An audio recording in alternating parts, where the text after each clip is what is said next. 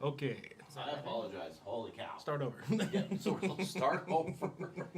So Welcome. for the entire There time it we've is. been miming. Welcome to Legendary Action, everybody. Uh, yeah, sorry about that. I'm still learning the computer controls and all this streaming stuff. But it is wonderful to have everybody with us here today. Let me know if the audio is it working on your guys' side? Yeah. Okay, cool. So anyway, yeah, we're back after a 2 week hiatus and running through my little story again in the forest and the woods and setting with dryads and druids and elves Bear. and bears and other fun stuff. And a dragon. And there's a dragon king along the way too. So yeah, So you're just not prone, or Yeah, he Okay. got knocked Oh, on my ass. yeah, we didn't calculate for damage yet. Yeah, I think that's she's probably why he was fine. asking how much hit points we had. Yeah, Beef, if you want to give us a summation of what took place last time, I can fill in with, like, if you need names of cities and characters, I got all that. don't worry, everyone. I have revivify. You will be I fine. might need it. We got the investigating the mysterious deaths and the black fungus and the mushrooms Yep, yep. and the weird feet I patterns. got some Pitter notes. patters. I got some Yep. notes. So we were Yep. taken to a backwater town, Lanneray, I believe. No, town's name was Silent. Silent. Yeah, I wrote down some on. yeah, Salon. Yep, close Where enough. we are the problem solvers in the area, so they called us in. The kind of high elf leader Delaphi told us that there's been a couple mysterious deaths, a boy and a little bit older girl, with kind of suspicious circumstances, and we went to check them out. The three of us investigated the area.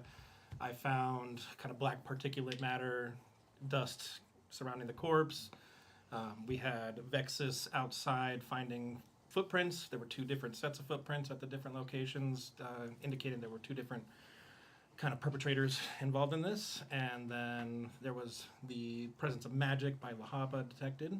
So there was the same both sides. So then we decided that we're kind of came to the conclusion that we're dealing with probably an affliction, something toxic that happened to these people. They were contorted, and the necrosis was a lot more than what should have been for the time since their death. Yeah, so Delaphi, if there's another place we should check out, she takes us to a grain silo, like a storage place for some of the food, and we find little mechanids there with these little fungus creatures, and we end up doing battle with them because they think the place is theirs, and they were told that it's theirs, and they're not leaving. So, of course, we had to fight them and be very careful not to light all the grain and dust in the air in the silo on fire, which was difficult for us because we have a lot of fire capabilities, but we ended up defeating them. Delaphi is very thankful. We did not destroy the place. And then she tells us that there is a hermit on the outskirts of town, the only human around, and that he only comes in every once in a while, buys honey and some supplies, but that he might have some information about what's going on. So we gather some supplies, grab some honey, and we head out into the forest. A little bit ways in there, we get blindsided by a bear, and Vexus gets knocked. I'm in the ground. Yeah, on the ground. And that's where we're at. This is a nice flower down here.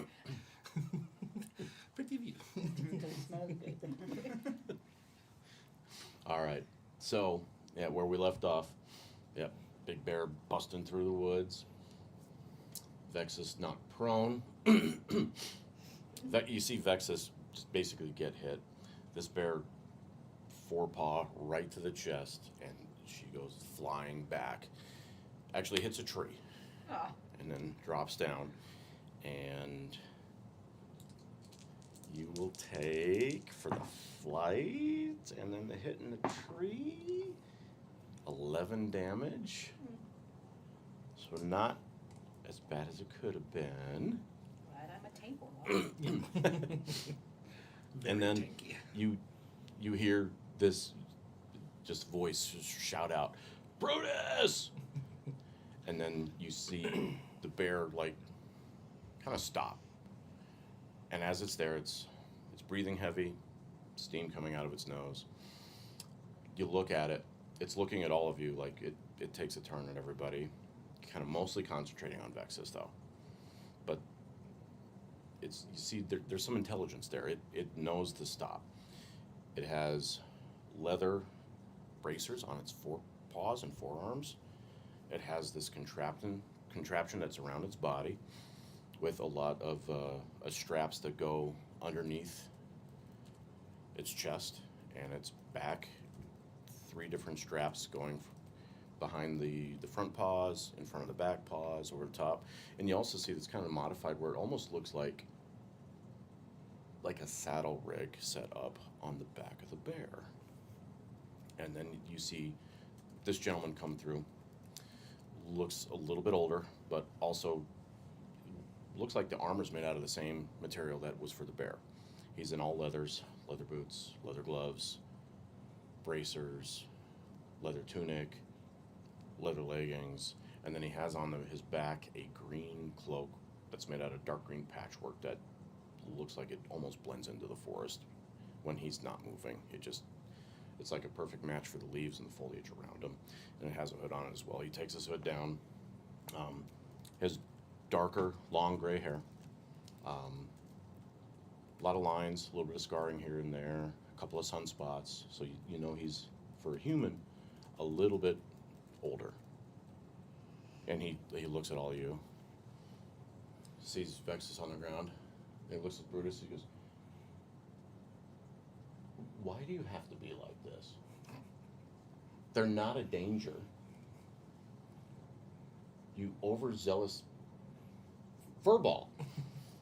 And the bear looks up at him in admonishment, really, and just kind of growls and then ducks its head, looks away, and then he looks at the 3 of you and he goes, "I'm sorry. Brutus here, not the smartest, but very kind, sometimes."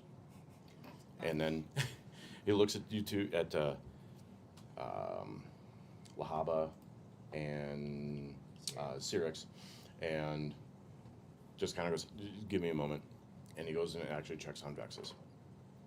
Well, that was definitely a welcome to remember. Yes.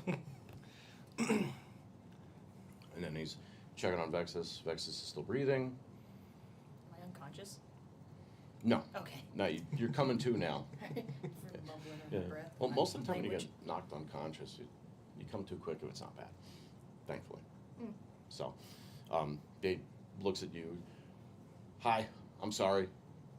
Bear has bad predisposition for dragons. We'll get into that later. You good? You okay?" Think so. Head hurts. Wet. Dirty.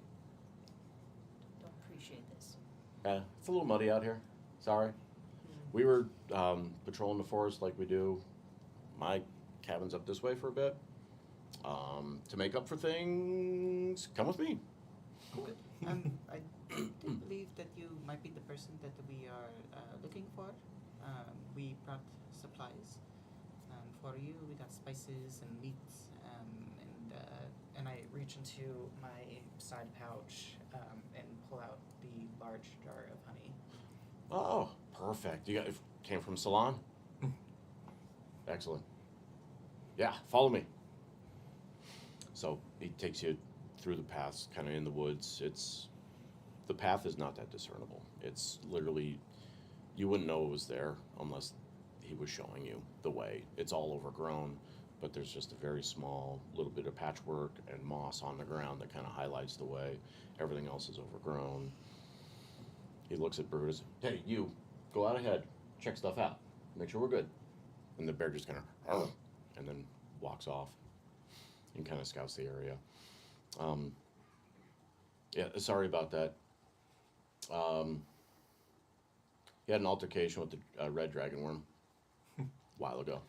We'll go more into that. But you're not red. Names got made smaller, but that's I okay. don't know if bears see vision or not, or Mean color. color? Yeah, I have to ask him. Maybe he's colorblind. I don't know. But anyway, sorry about that. He's been my companion for 20 years now. We scout the area. He's a very cute friend. He's probably just protecting his territory, so. Yes. He's very territorial of our area here.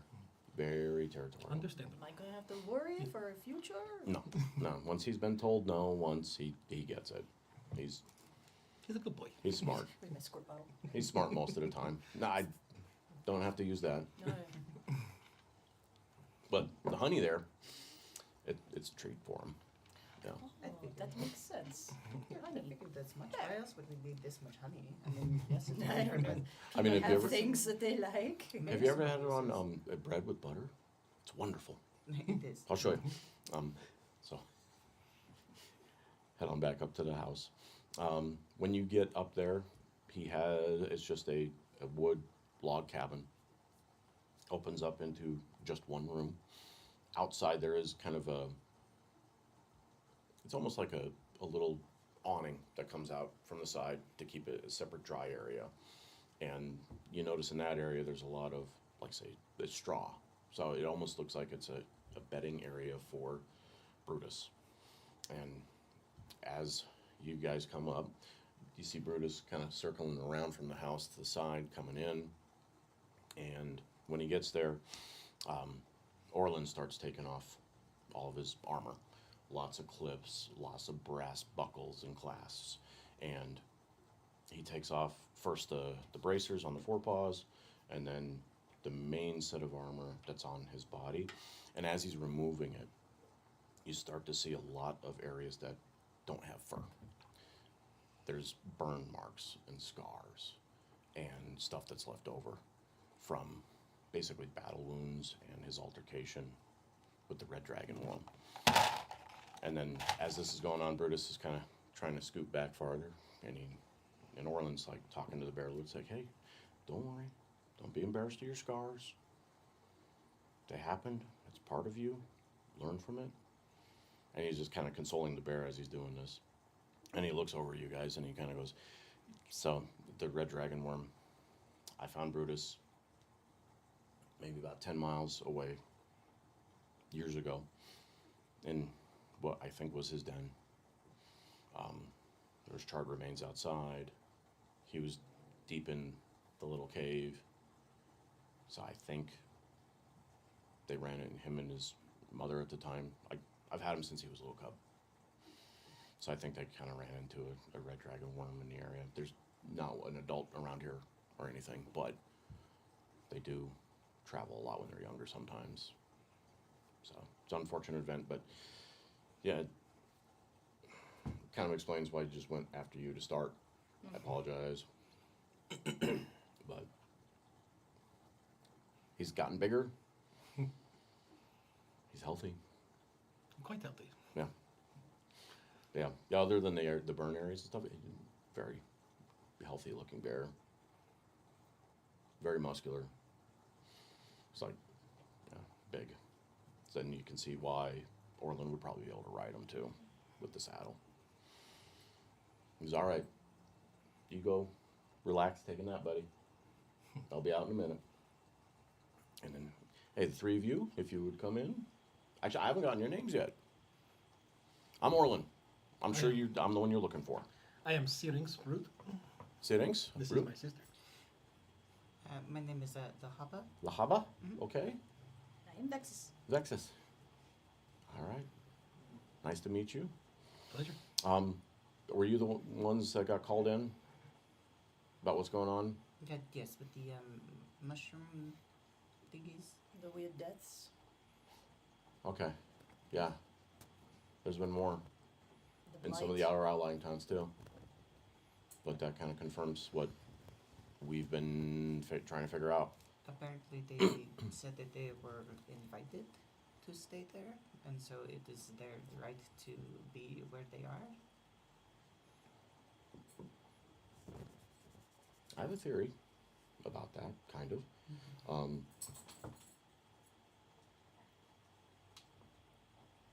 One of the other towns off far to the west is called Dalt. They had the same thing. Little fungus spore creatures turning some of their food rotten. And then there was also one unexplained death in town with a lot of remnants of like black flecks, and the necrotic body was twisted in pain? This is the same thing we saw too. Two Okay. bodies.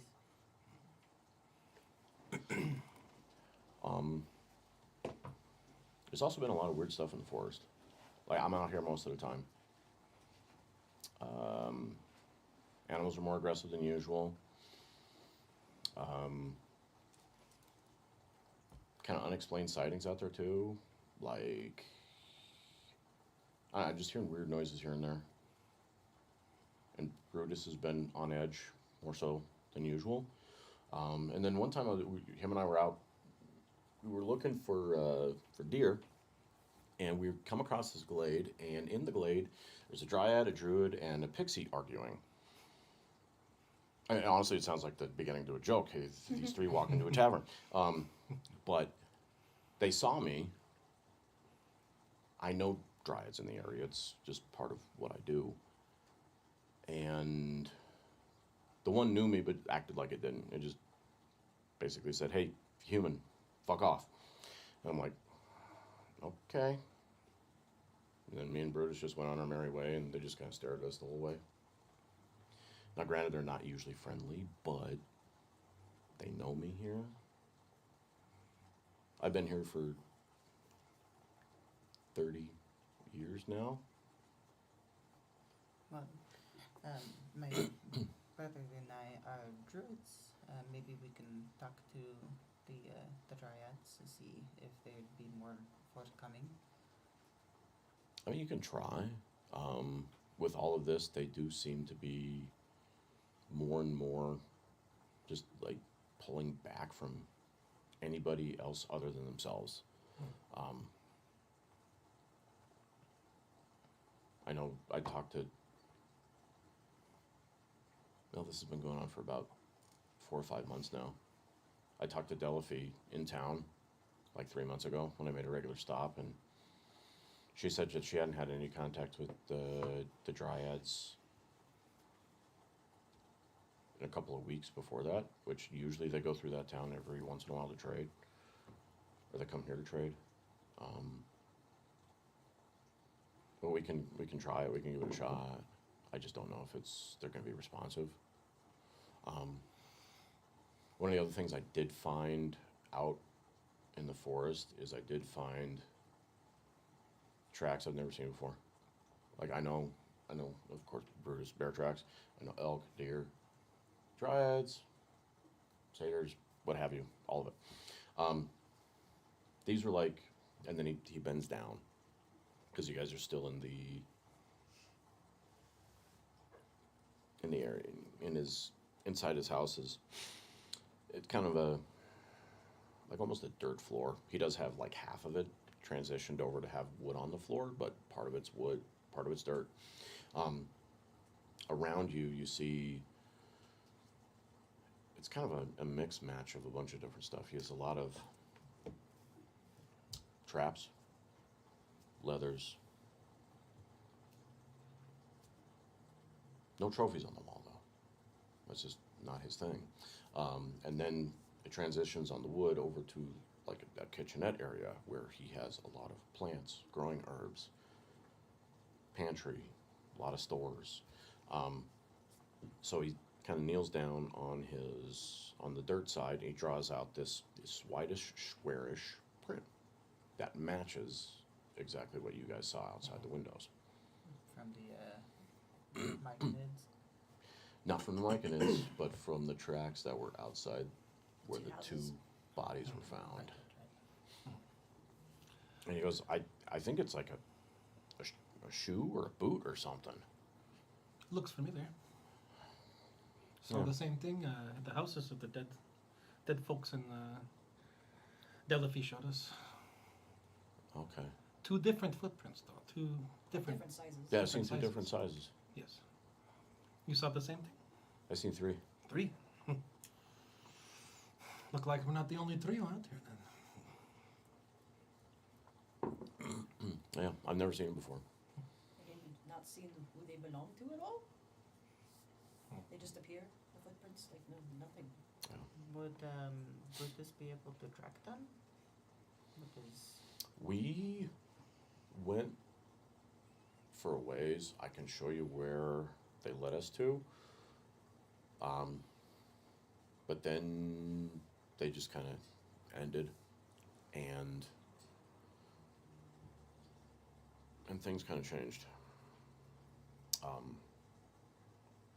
When you get closer to the mountains, I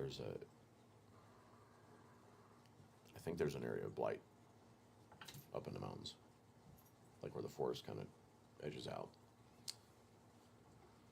Could So be- we don't mess with blight, I mean, that could especially be with Brutus's scars. checking out, at least on our end. Um, especially since the whole necrosis and Well, we are tasked to try to figure this out, so it makes sense to go where the most problematic areas are. It does. It definitely does. And if you know the way, that speeds things up. Doggo. Hey, puppy dog. And you don't have to bring us there, just give us the general direction. Yeah. We don't want that Brutus to get hurt. No, no, I can show you a decent part of the way.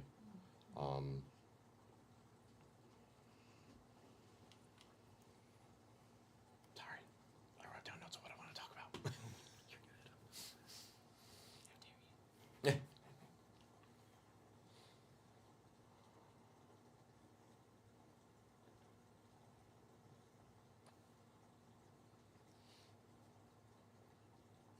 Yeah, before I show you, I'll show you the way. I'll get you most of the way there. Me and Bruce can take you a bit. Are you guys hungry? I am a bit tired and famished. Yeah, I have stew Oh, still. on the stove Yes, I love in the this cook too. pot. Yeah, sit down. Also, let's here our Unpack the other stuff. stuff. Other stuff? Yeah, We have things for you. Oh, all the nice. spices, the meats, the The grain. grain, honey. Did you visit the shop Yes. with the little gnome? He's funny. He's friendly. Yeah, he's Good- very good man, friendly. good man. When I first met him, I'm like, chill out, relax. But you get used to him. He's very kind, and I'll owe him for this, but that's not a problem. I've got to, for winter, he likes elk, so I got to find one. Me and Brutus will get one for him. But yeah, he does really good jerky, steamed, smoked meats. But yeah, thank you for bringing all of this. I appreciate it.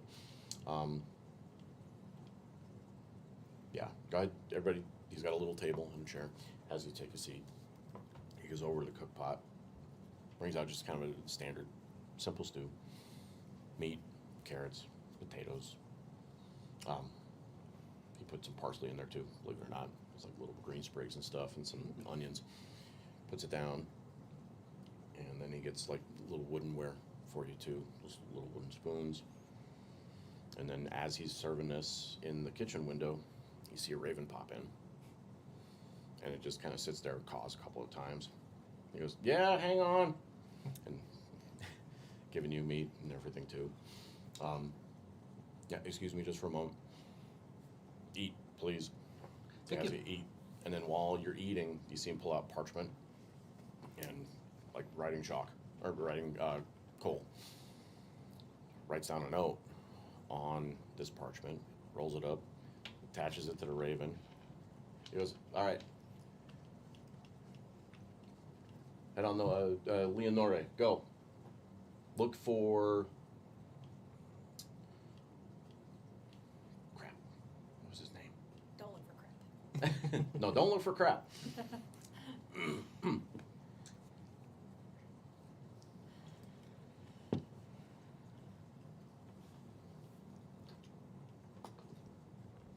Anyway, look for Rornair. Go. And then you see the crow fly off.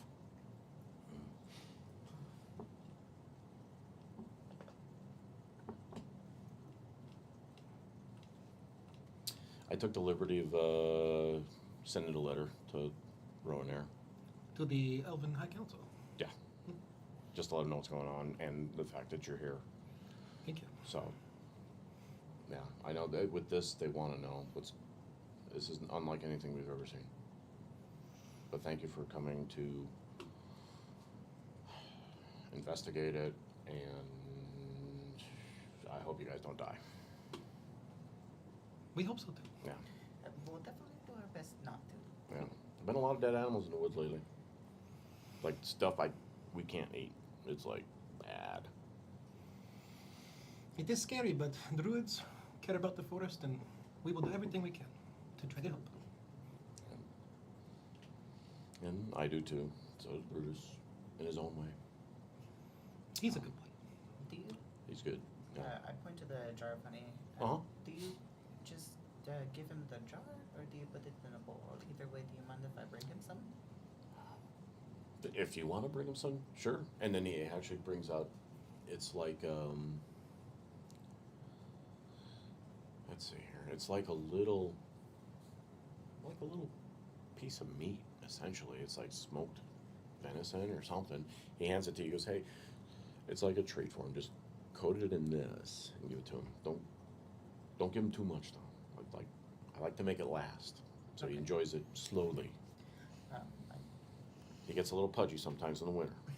isn't he supposed to? That's his Well, I nature. need him awake in the winter with me, otherwise it gets bad. Fair enough. Yeah. I just put a little bit of the honey on the. I'll be right back. Thank you. Chops outside and go over to Brutus. Yeah. You see him, and he's just kind of sitting in the straw. He looks up. And I cast Speak with Animals on myself. And I say, hello, Brutus. My name is Lahaba Root. And I brought you something since we're all inside eating. I figured you'd want to eat as well. What do you have there? It is meat with honey. We brought honey from the town for you. That is very kind. Oh, of course. You are strangers. Well, I mean, strangers are just friends you haven't met yet. That is true. Orlin is my friend. Mm-hmm. And I just sort of place it in front of him. He's sniffing it. This is the honey from the shop. Mm-hmm. Picks it up with his mouth, eats it. Do you have any other insight, apart from Orlin's, about what is going on here? How do you speak with me? I'm a druid. I am connected to the earth and therefore animals. Oh, we've met Druid. Out there. Yeah, that's In the normally where forest. we come from. They're taller than you. I am a gnome. You're a little person. Maybe. Yes. No, Not the snack. I'm definitely no. I would appreciate it if you did. Friend, not food. No. But yeah, do you have any other insight? Maybe with your center vision, did you have any, you can tell us about what is going on with the blights and the deaths and. The forest smells wrong. The closer and the higher it goes to the mountain. Towards the blight? Yes. Okay. It scares me. It scares Almost me. as much as the dragon. Don't worry. Our dragon is much smaller and obviously easier to handle. As I'm made her eat part of a tree. sorry about that. Little bit. I mean, it's A a little bit. welcome to remember, that's for sure. I did not use claws. Oh, well, I'll Only be paw. sure to tell her that. I'm sure she'll appreciate that so you don't scuff up her scales. Claws do more damage. I do know that. I can grow claws myself. I would like to see this. What would you like me to turn into? Pick an animal. So many to choose from. Badger? Alright. And then I'm going to cast a wild shape on myself and turn into a badger. I'm gonna start like Yep. shuffling on And as you do this, like, dirt. Brutus sits back, like in that way that bears do, kind of on their back haunches, and then he starts patting his paws together. Good trick. Very Do nice. that with my badger hands too. Thank you. Does anybody look outside to see what's going on? I will have followed out. It's my sister. Yeah. I'm just kind of observing. It's like, Yeah, good trick. Very nice. No, I thank did you, not thank know. you. Druid never shapeshift for me. Oh well, I mean it is fun, and I never asked before. Oren, usually with me, and it usually mostly business. That and other druids in the forest are not as kind. They hug their trees. They're very happy with them. And the animal is like, you're alive, you're good. Don't hurt anyone. fair enough. But we do our best to maintain the balance between the outside world and the forest.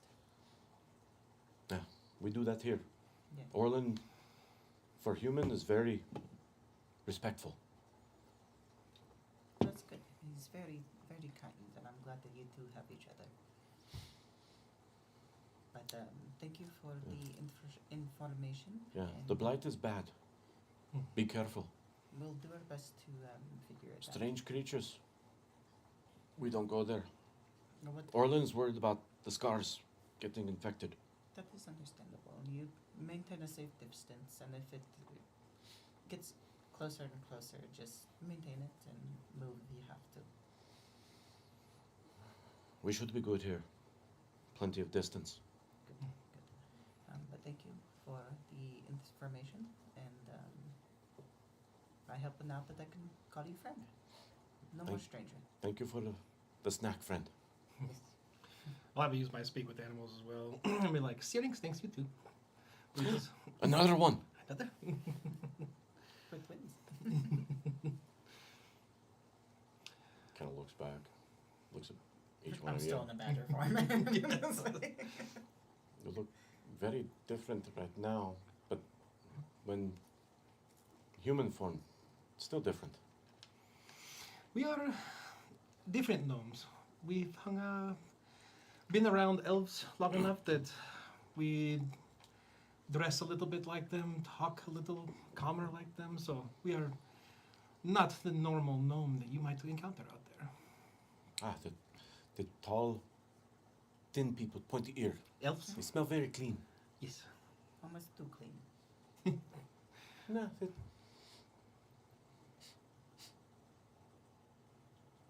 he thinks.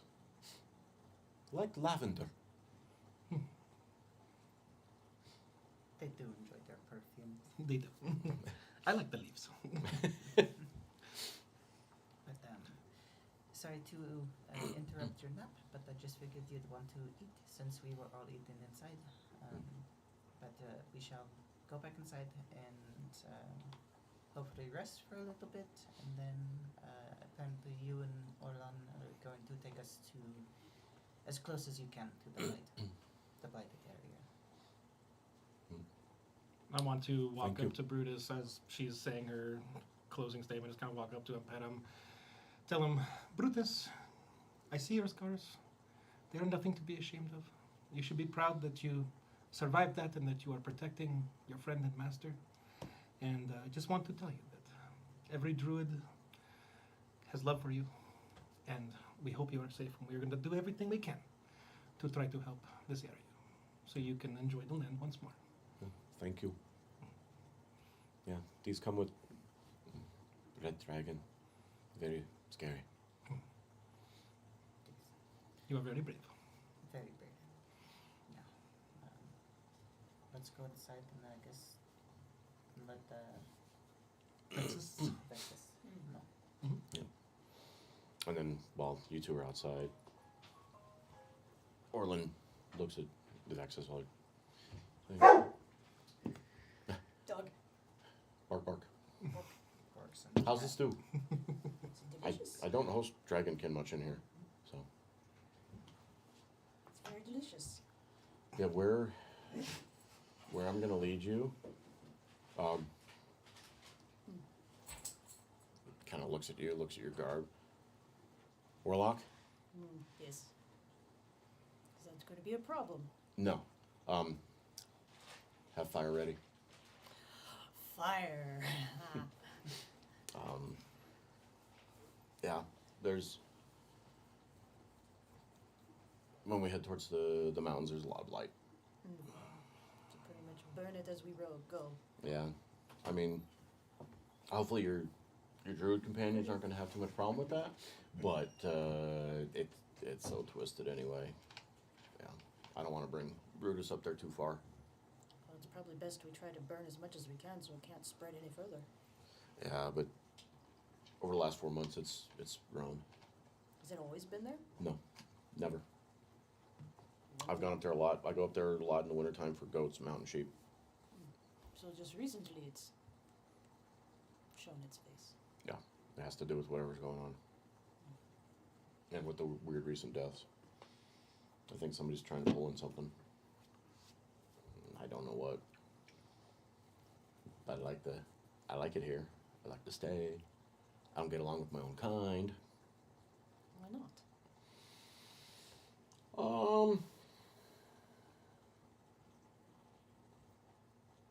You see him kind of get a little bit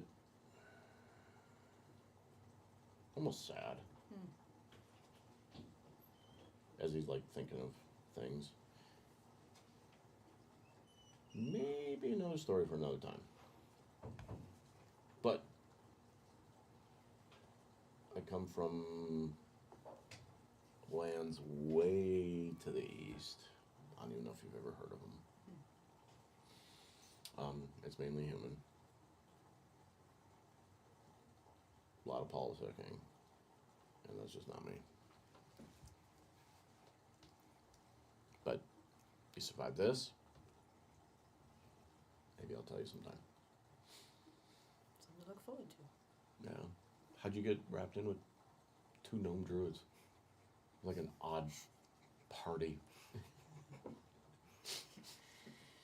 Kind of a long story. Yeah.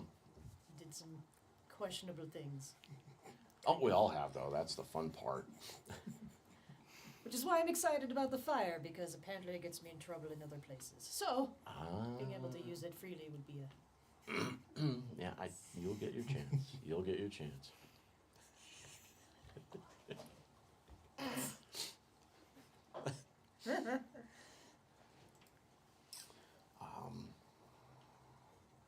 Yeah, I think. Yeah, you set the wrong person's robes on fire, they get a little angry. Politicking. Yes, exactly. And then exiled, and then away I go. Okay. Got some stuff in common. That'll be fun.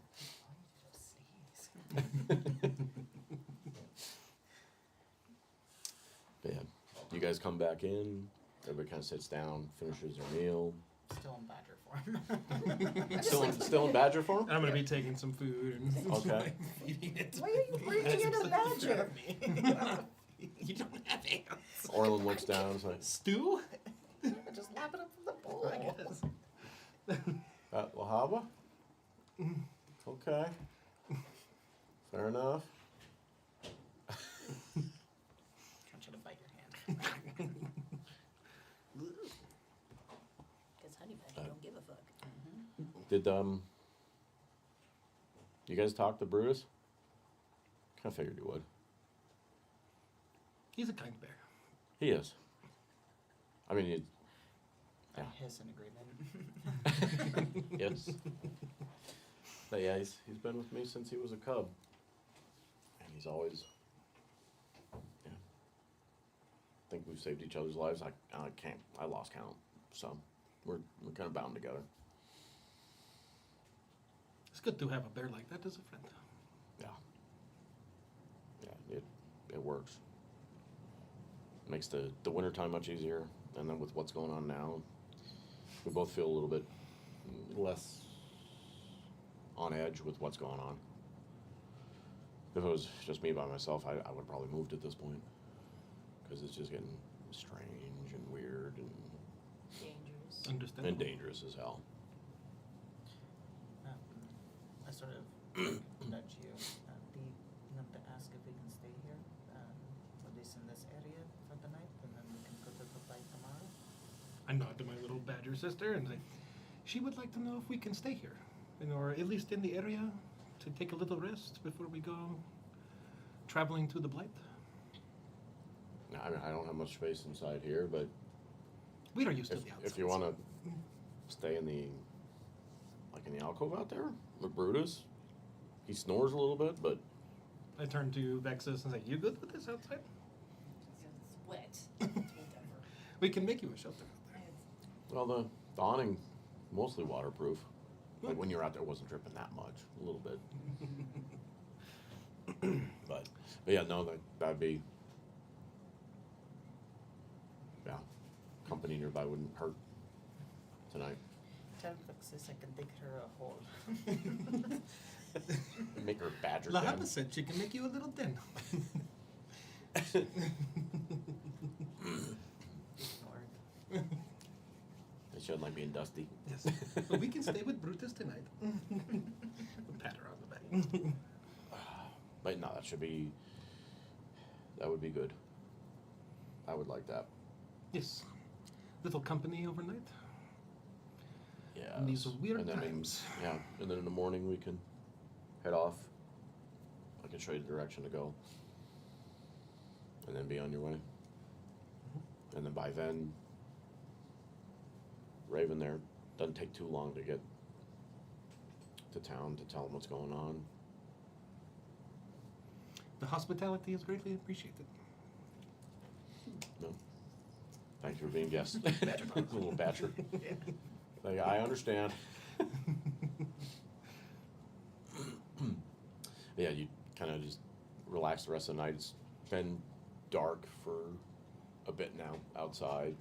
It's still raining. Not a heavy storm though. It's just kind of just long and consistent. Go through the night with the dinner that he fed you guys. Y'all have inspiration, and then staying there overnight will be a long rest for everybody too.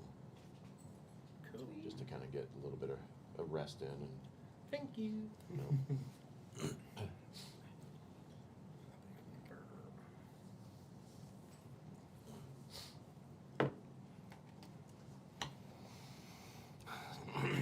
It's a good sleep with a badger curled up next to your head.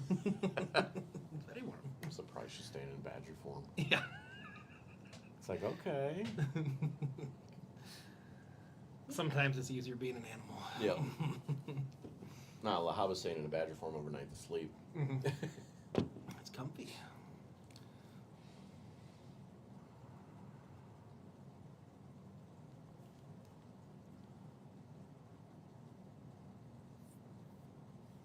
Both of you roll me a perception check. Oh, yes.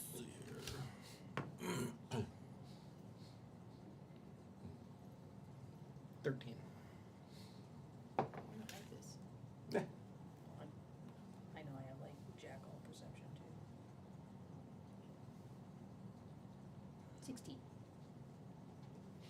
So throughout the night, as you're sleeping, where are you guys sleeping? I'm under the awning trying not to be wet. Okay, under the awning. I have set up a little makeshift extra little awning just to catch all the little drips that are dripping down from the thing.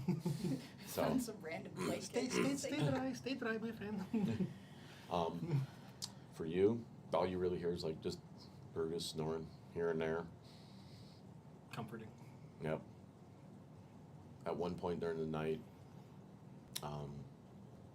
you think you hear Orland talking in his sleep inside his place. And it's gibberish. No. Dinner. Nah.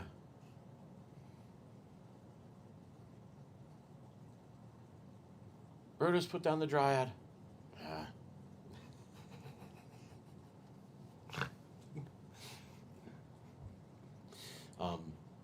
For Vexus, it's at one point you're woken up.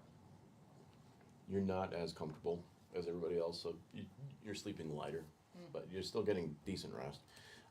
But at one point you do think you hear subtle movement off in the woods.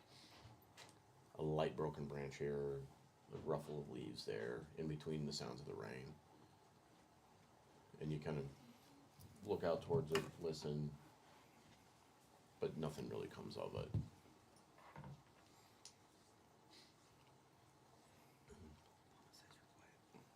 Your mic. And then Lahaba can roll a perception check too. God damn it. 1 second.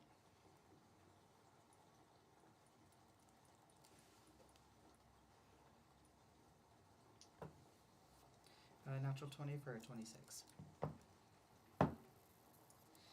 You hear the same rustling out in the forest that Vex has heard.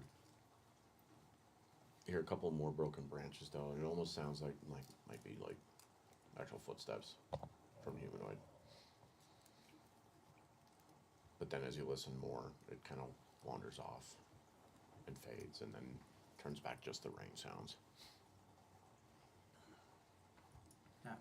I'd send some shit back. My gnomish form. No more badger form? No more. Then have to dig burrow. Do I notice if either of these two are awake? Yeah, you, at the same time that you heard your stuff, you do hear that, or you see that Vexus is up, kind of looking towards the direction of the noise, I sort of and Syrinx is still asleep. whisper to you. I heard something, but it seemed to leave, I think. The footsteps faded. I just heard some rustling, but there's definitely something out there. It was definitely footsteps. More humanoid than animalistic, that is for sure. Maybe we need to have a watch. Okay, I can. I am already awake and I'm wet and I'm cold. I can stay. Do I can stay? You gonna stay up? Yeah. All right. At this point, it's just a couple hours before dawn, so it's not too bad to stay up for the rest of the night at this point. If the blood of dragons in me, I'd be fine. Cool. Not sucker punch into a tree. By a bear! By a bear. By a bear! Distinction. I wasn't even paying attention, so Not- it not had the the upper little hand bear. on me. Not the little bear If either. I was looking, wouldn't have gotten me. Yeah, while you're awake, Lick kind of us down. keeping watch, not much happens. You hear Brutus snoring here and there a little bit. Orlin talking in his sleep off and on. The sounds of the forest are pretty quiet. At one point, you think you hear like a rabbit running by, but nothing out of the ordinary for the area. And it's quiet. And then as dawn starts to break, at this point, the rain has finally tapered off, and it's after the storm, just a little windy, but not bad. Everything's starting to finally dry out a little bit. As everybody wakes, you hear Orlin inside, kind of rummaging around. He's putting together just a travel pack for him and Brodus. And then he comes out and starts strapping on the armor onto Brodus. And then he just looks at the three of you and goes, "Sleep okay?" There. I think that this area was being scouted. I heard footsteps. They got close, and then I heard them walk away deeper into the forest. So Let me get him cinched up and then show us. okay. And then yeah, whenever you guys are ready to go, we'll check that out first. Good idea. I slept well. Soundly. Good. Good. And it's a little wet out here, but well, hopefully it wasn't too bad. Grumble.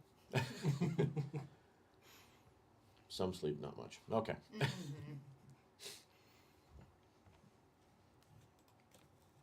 So he cinches on Brutus's armor.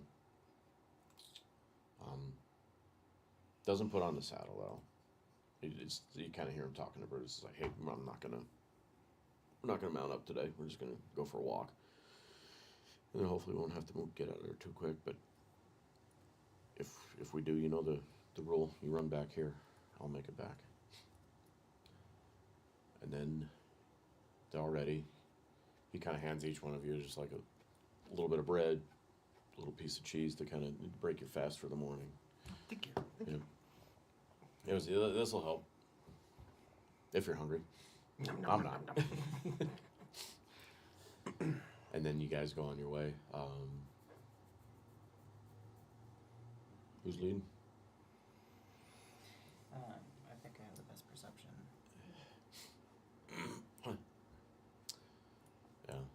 So yeah, if you want to take me to where you think you heard the stuff, Yeah. we'll take a look. Sure.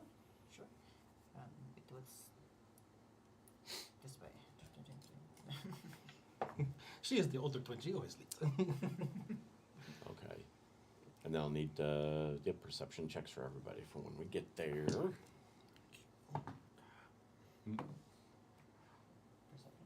Yeah, I just did.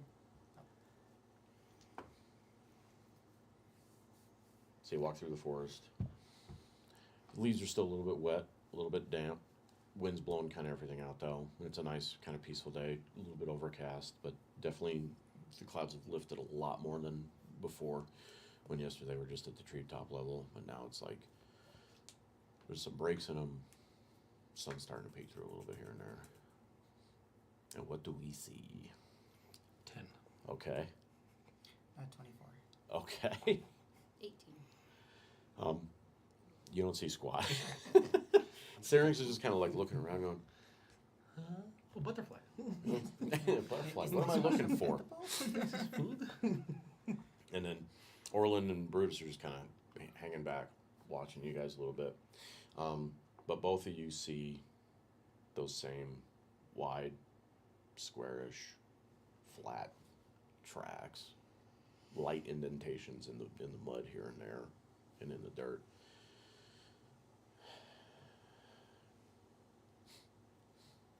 So what do you guys see? The footprints. Brutus, go. And Brutus actually goes over, actively sniffs it. See him shake his head a little bit. And then Orland kind of goes, do you think you could follow it for a little bit? And Brutus just kind of gives an affirming little growl, huff. And then he starts walking off. The path kind of takes a winding route. At first it kind of works off around Orland's place. Just like you said, like they were scouting it out a little bit, but from a distance. And then it weaves back up, heading towards the foothills of the mountains. And then as you guys are walking along, Orland's like, I'm glad you were there last night. We might have been in trouble if you weren't. I have a feeling once they saw more people, it probably dissuaded them, hopefully. And then you're walking along, the foliage starts to get less dense, becomes more sparse. You see more open meadows. It's changing a little bit from dense cedar and eucalyptus more towards kind of pine, Douglas fir. The trees spread more far apart. As you guys are walking, off in the distance, you actually see,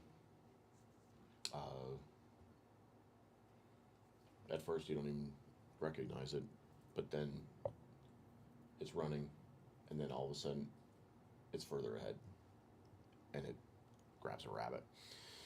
And you see like a blink dog running through the forest. And then Orland's kind of watching it, like, I haven't seen one of those in 20 years. A dog? Blink dog. Oh, blink dog. Yeah. They never show themselves out here. But it's so cute. No, they're very cute. They're just, they don't like anybody. It's like, So I know not- it. not I know normal it behavior. knows we're here. Yeah. I'm not that quiet. Brutus is like just pushing through the trees and the woods and stuff, and it's like he's not quiet at all. And then you're led further and further up north, off to the like northeast, towards the mountains, and then vegetation gets more and more sparse, more and more sparse. And then you finally start to see up ahead a section that is darker and withered and starting to just die out. And then Orlin and Brutus kind of stop right there. I'm like, yeah, this is. You see Orlin like looking off in the directions of the mountains, kind of gauging where he is. And he goes, it's moved farther down the mountainside, farther down the foothills. It's encroaching. How It's- long it's since growing. you last checked? I was up here 2 weeks ago, and you see him kind of look around more, and he goes, it was another 100 yards up before this started. So it's growing. Yes. It's not growing good. faster than it should. Well, I did tell Brutus yesterday evening when I brought him the meat to just keep an eye out and to move. Both of you move if it gets too close. So Yeah, I mean, at this rate, it's still going to take, hopefully, a year or more, maybe. But we'll see. Yeah, we might have to move, maybe. Hopefully we can. You hear sort it Brutus out. groan, like, I know you like where we live. We'll see what we can do. Ideally, protecting your home is the end goal here. Yeah, always is. Especially him. That's his goal. And he considers the home is his cave. All it has for 20 years. So, Bears usually don't like to move. So. only when it suits him. Well, but yeah, I think we'll leave you guys here. There's a couple of caves up in there. Maybe that's where you need to go. I'm not sure, but whatever it is, it's starting up in the foothills of the mountains and encroaching its way down this way. That's the way it's been spreading. I know I first noticed it 6 months ago. It was just a small thin strip, and then it's been working its way this way ever since. Was there one cave that it seemed to start off from? Yeah, you see Orland kind of looks and then points. There's a kind of a section of the mountains and the hills that come down with two swaths, and then what kind of seems to be a little ravine valley in between. He goes, I'm pretty sure it's right up in there is where it originally started. That's where everything started to pull down from, and then it swept this way. Okay. I appreciate the landmarks will help us Yeah. very much. And then it also, yeah, just be careful. Oh, and he pulls out of his pack. Take these. Hands each a greater healing potion. Oh, Oh, thank you. Thank you, Very thank you. much, very much. put it in my bag. It might come in useful. I never say no to support. Yeah. And now just another thing, I hold a little gnome in town. And then with that, we're going to take a quick little break because I got to use the restroom. And we will be back in about 15 minutes. Thank you guys for being here and watching. Thank And we you. will see you on the flip side here real quick. I got to go push the buttons.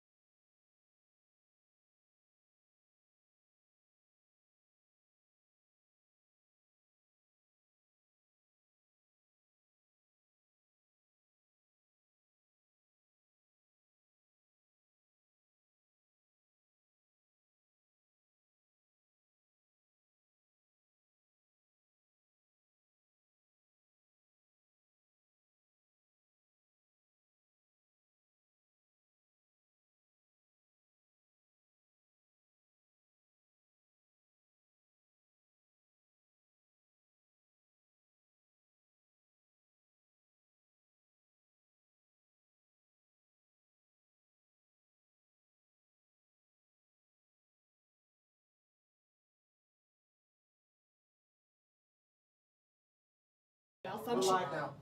We're live. They can hear us again. You're a malfunctioning ranger. Hi. There he is. Found him. We can't focus at that level though. There's just a blur of red. I don't know what that is. Ow! I hit my knee. Not that bad though. Oh, welcome back, We everybody. need to have like a little tally mark thing where just be like knee, Oh, table, we need to table.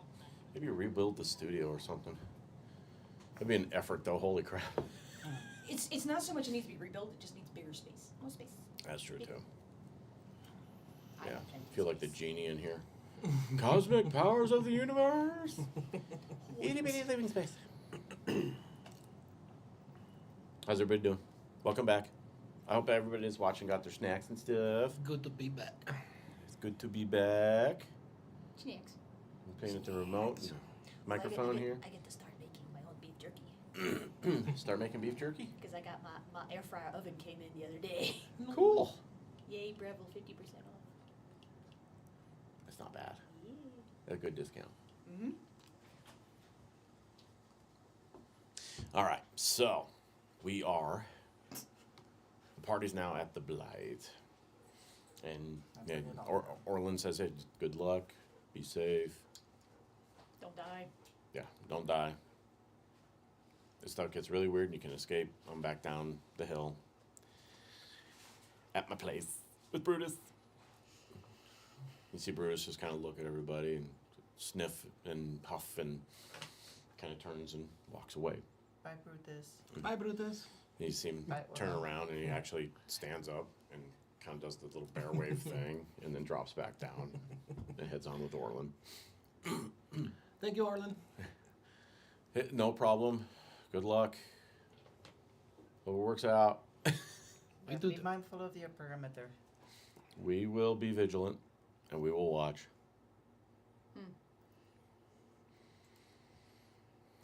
All right. All right. Start So- setting shit on fire. So now you're in the blight.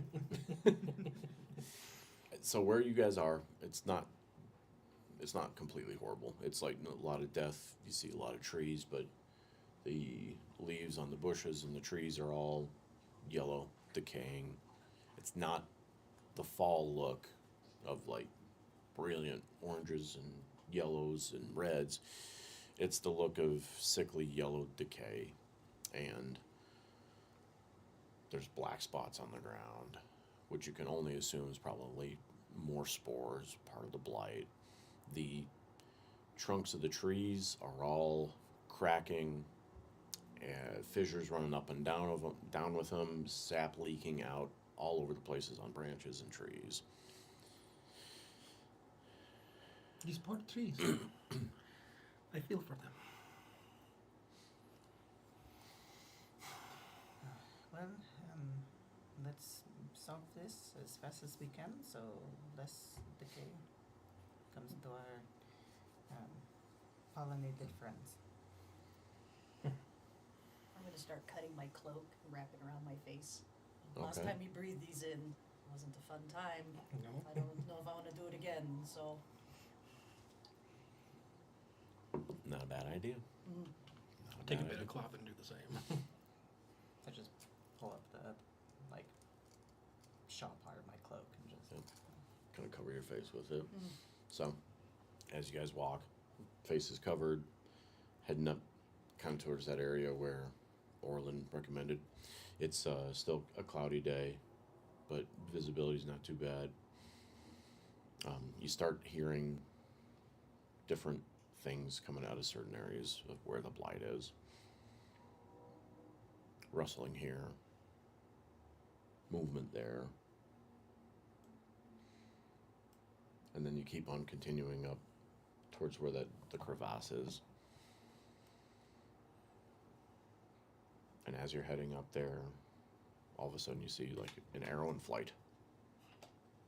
And then it hits what you think is a tree. But then the tree moves. It's got thorns and needles everywhere, and it starts walking. And then you see two dryads pop out of cover, bows in hand, arrows. They're covered in their normal like coloring green up at the top, transitions down to almost what look like wood-like legs, and They are attacking this thing. And then you guys hear noise from behind you. And you see 3 more needle blights running up from behind you. I cast fireball. And then go ahead and roll for initiative. 10.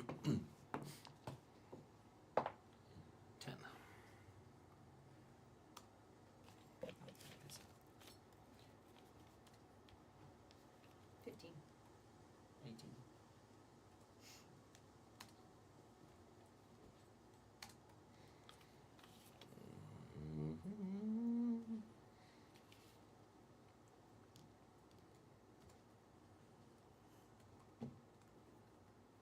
Going to need more of these.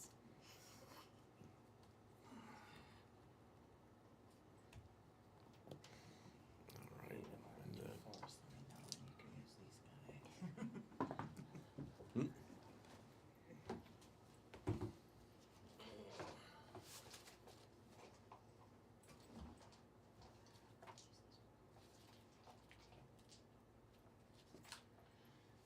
getting dice.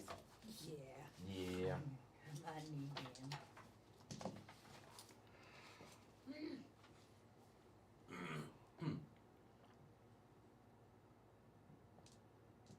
Okay. Okay. Cool.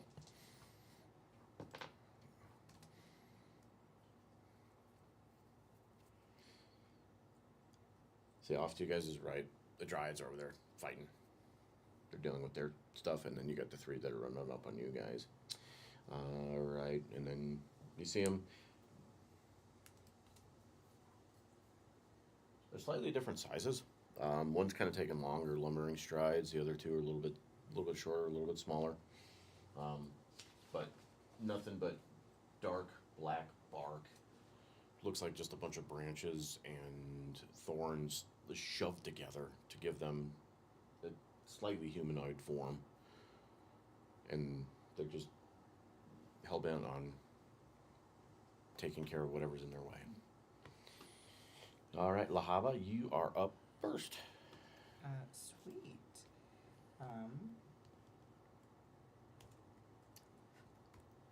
I will go ahead and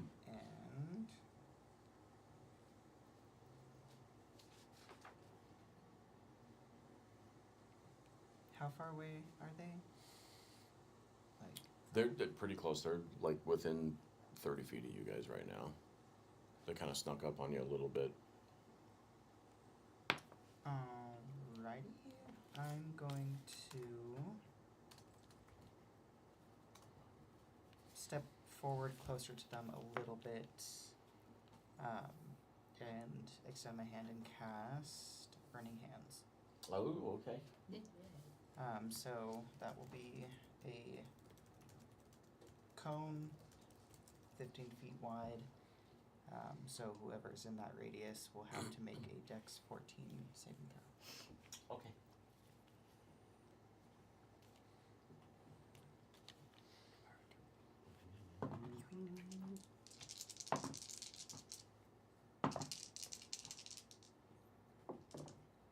Just one of the 3 makes the saving throw.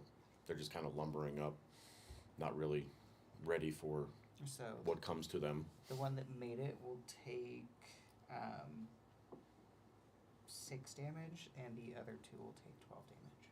All right, so you see this wash cone of flame come out and courses over them. You also didn't see it, but there were little twig blights running behind them.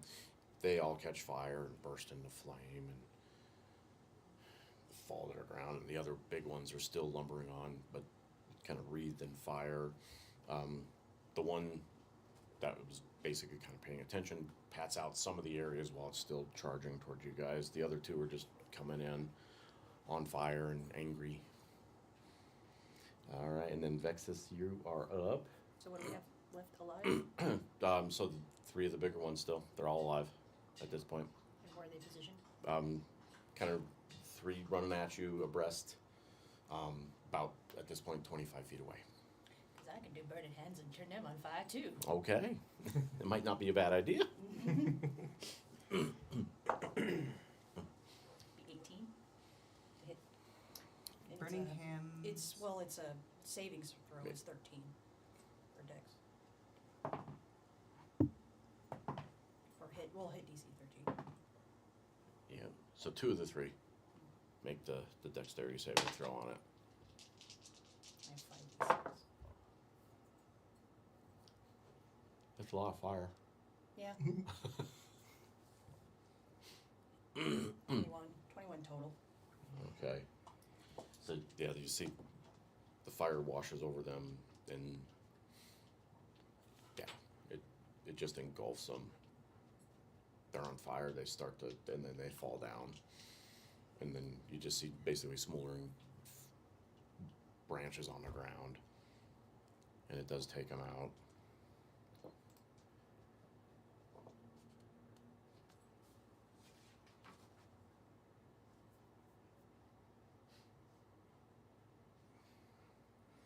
And then as that happens, you kind of look off to where the dryads are, and you see one of them up in the air, grappled by a branch, and the other one is shooting at this larger, it basically just looks like, kind of like a modified tree, but it can move, and as they're grappled up, and the other one's frantically shooting arrows at it. And you hear them communicating, but they're speaking in common. You have to strain, get out.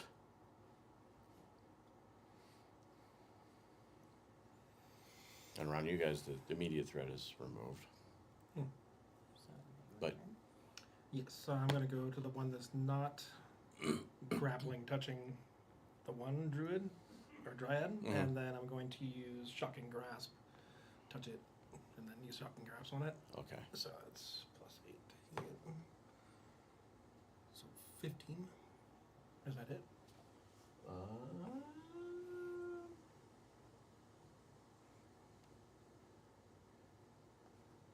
Yes, it meets. Cool. Yep. So 2d8. 5 damage. It's better than nothing. Oh yeah, I'll take it. So you see your spell course through it. You see the branch shake and shimmer, but it doesn't let go over. And then her partner shoots another arrow into it.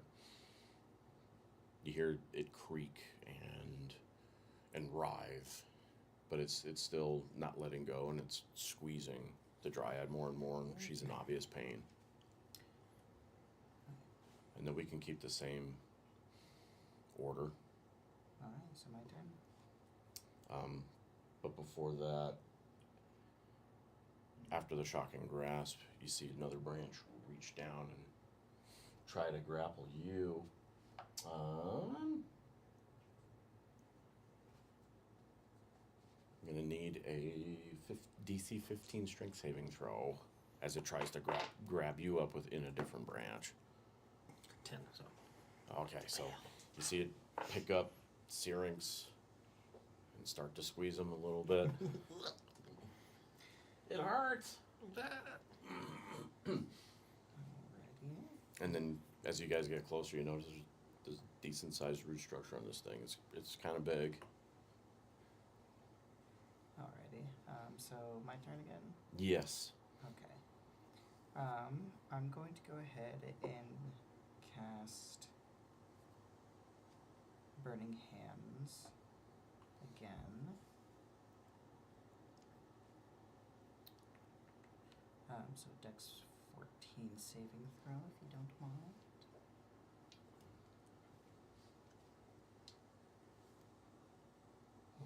And then so right now too, like both people are, so the Dryad and Syrinx are about 15 feet off the ground at this point, Okay. held in the branches of this large tree. It's where I point is the cone, so I'll point lower on like the lower half, and I'm short anyway, so. Oh, yep, that makes perfect sense. So I don't know how this happens, but It's a tree, but it does make the dexterity saving throw. So it'll take half.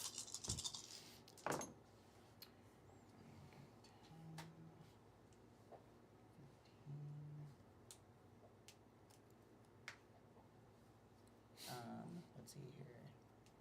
That'd be 10 damage then for half. All right. You see the flame wash out. Starts to lick the roots, the trunk, the bottom. Does some burning damage. You see some black scarring and scorching. I don't even think these things make noise other than creaking. But yeah, it's blowing in the wind, it's creaking. You see the other dryad shoot an arrow, but before it shoots it, it catches it on fire, casts it into the, shoots it at the tree. It does hit.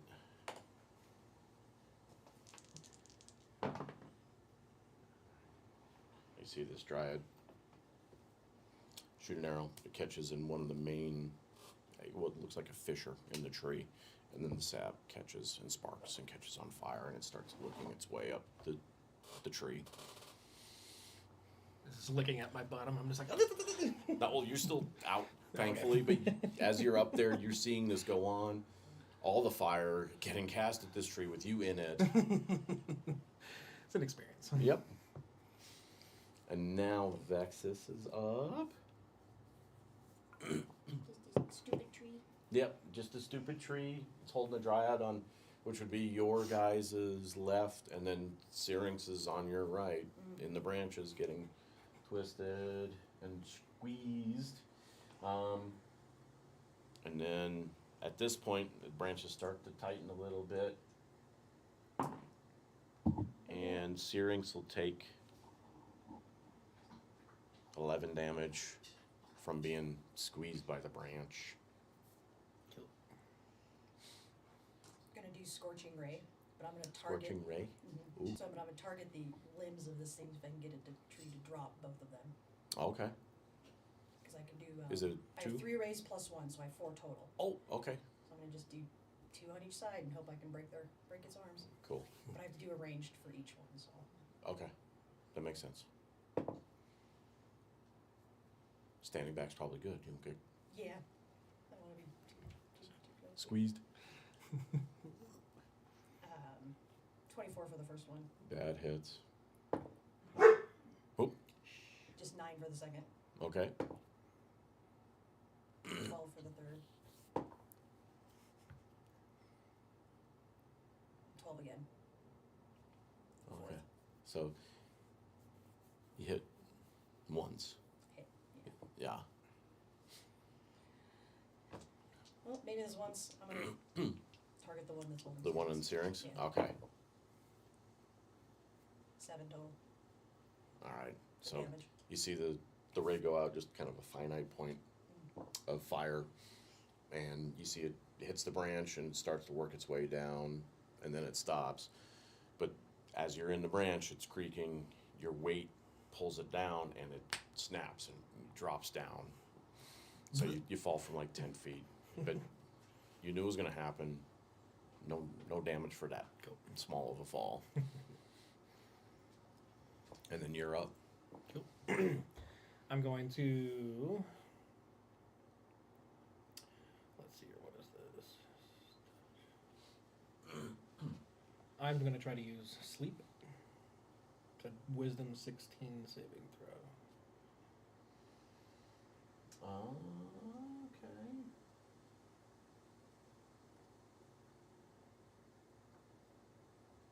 Okay. What does sleep do? It will incapacitate you on a failed.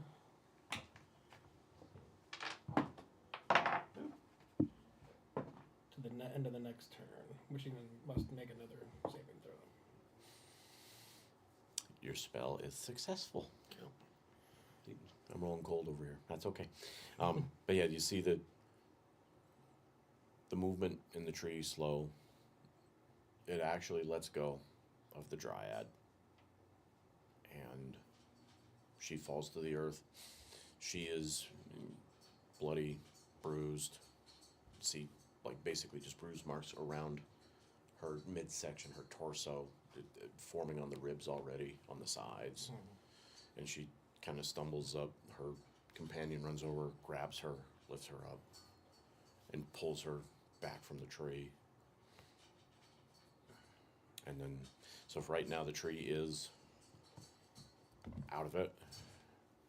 It doesn't have the ability to move. So if you guys want to back off, you can. I will back up and put myself between the dryad that's injured and the needle blight. And I'm gonna go over and cast Cure Wounds on the dryad that was hurt. Okay. So that is 4, 7, 8. My dice weird.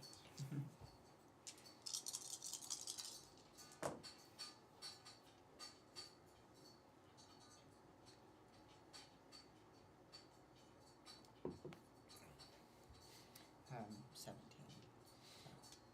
But it heals it quite a bit.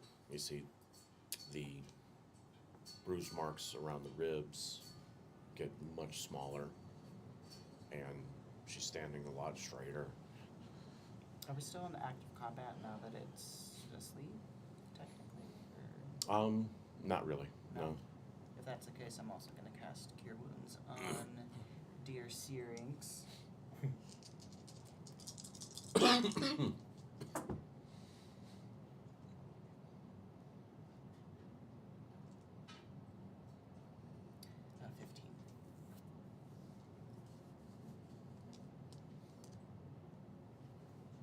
Cool. 50. That is good.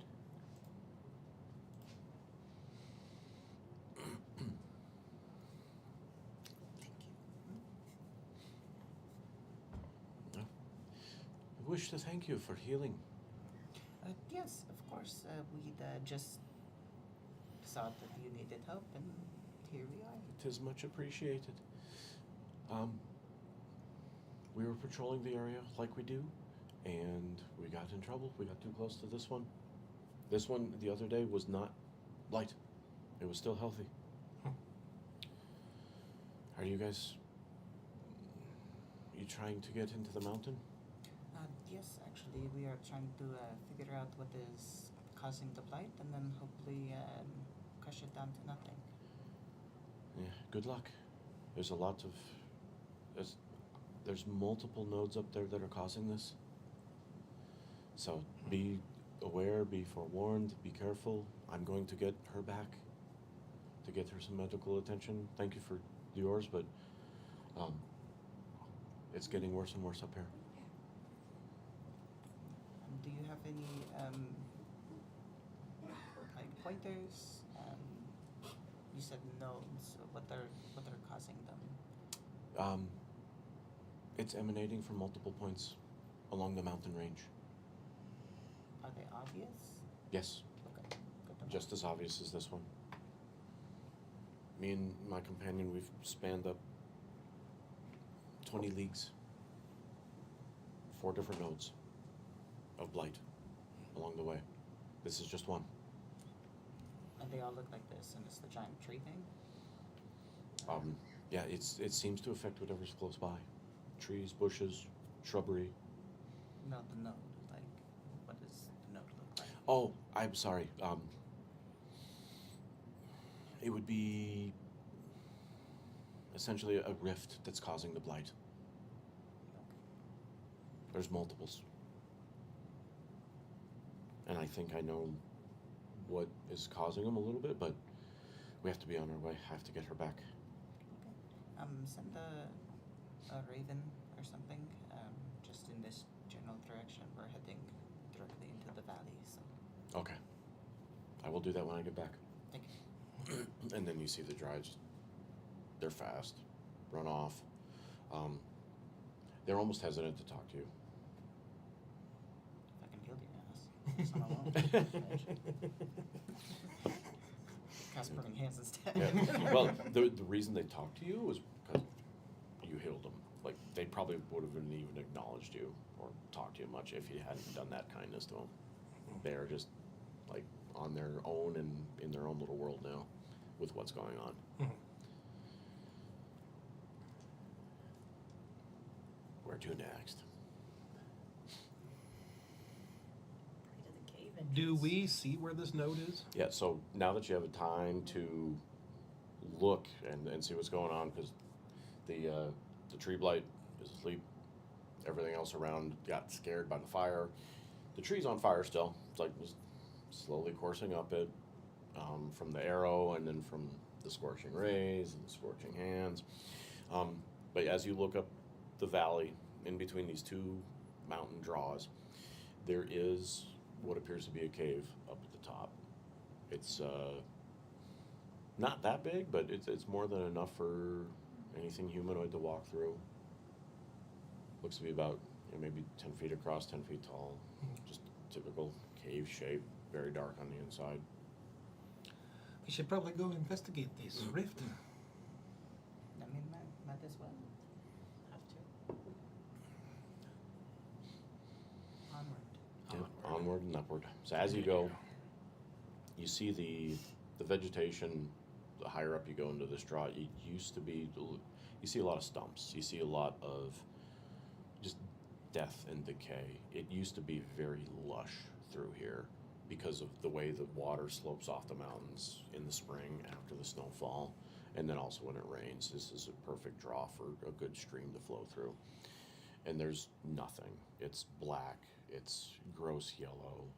There's some sap left, but more and more, the farther up you go, you see just more and more heavily that cluster of black spores everywhere on the vegetation, on the grass, on the moss. There's nothing that it hasn't touched.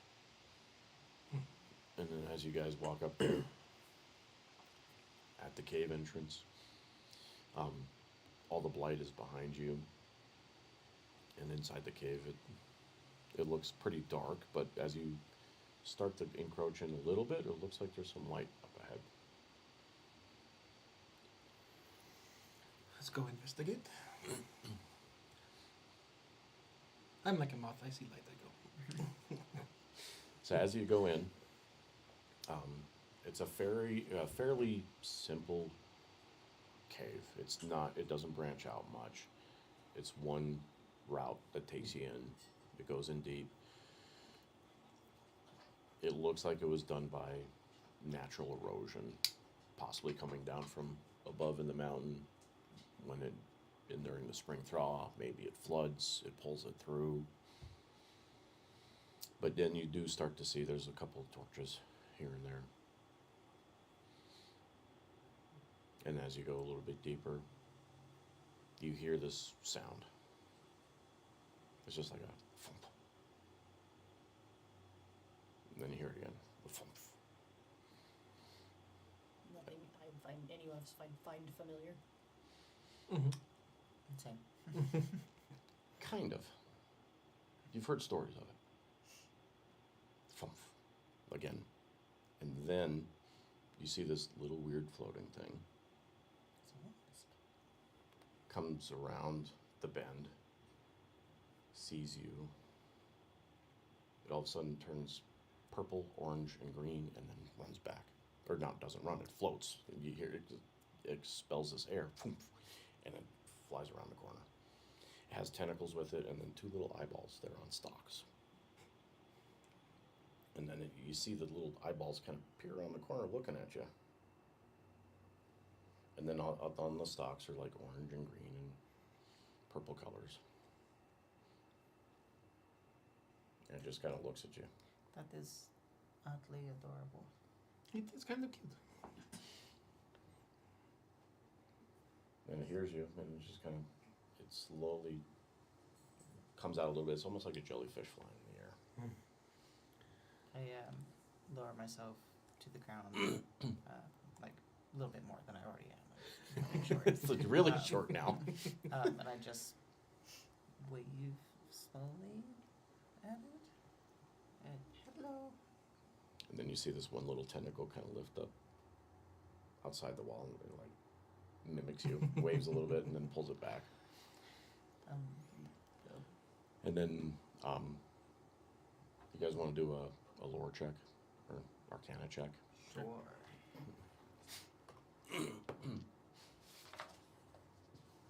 15.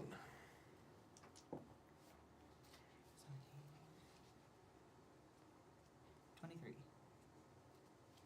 22. All right. So, you all know that this little creature it's not harmful.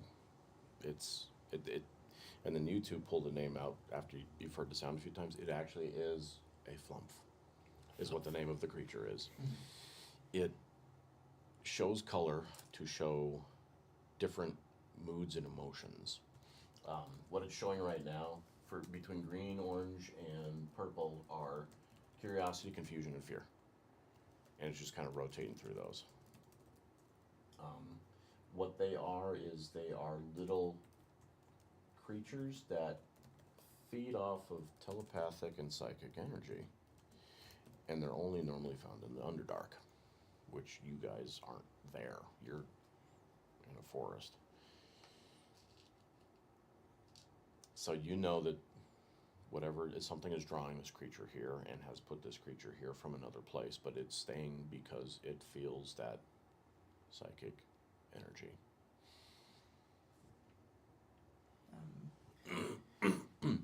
Well, we are not going to hurt you.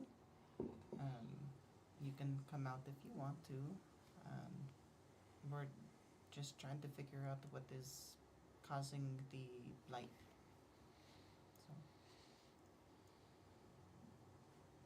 So it comes out, its little eyeballs are just like looking at each one of you.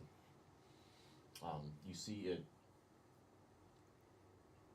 start to show more green, which is curiosity, than anything else. Vex says, roll me a d6. Oh, no. 5. Could be good, it could be bad. Okay, this is one of those times where it's like written perfectly. So it comes out, it's flashing green and a little bit of light blue, because that's happiness. It's because it realizes that you're not going to attack it. And then it looks at you and it waves like it kind of lifts up a couple of tentacles. Its eyeballs look at the tentacles, and then it looks at you, and then it kind of just does like a gesturing motion to come with it. Follow? Yeah, no, it's just. Alright. So what it does is it kind of leads you, takes you down into this cave system, and eyeballs look back, and it's a little bit discerning because the eyeballs rotate opposite each other to look behind it and to see you, and then they rotate forward and then back and forward. And as it's going, it's like a little jellyfish, plump, plump, plump, and then you hear that little explanation of air every once in a while, plump, to keep it floating and moving. And what it's doing is it's literally guiding you where the enemies are. That's what the 5 was. Oh. Yeah. Perfect. So it's walking you down.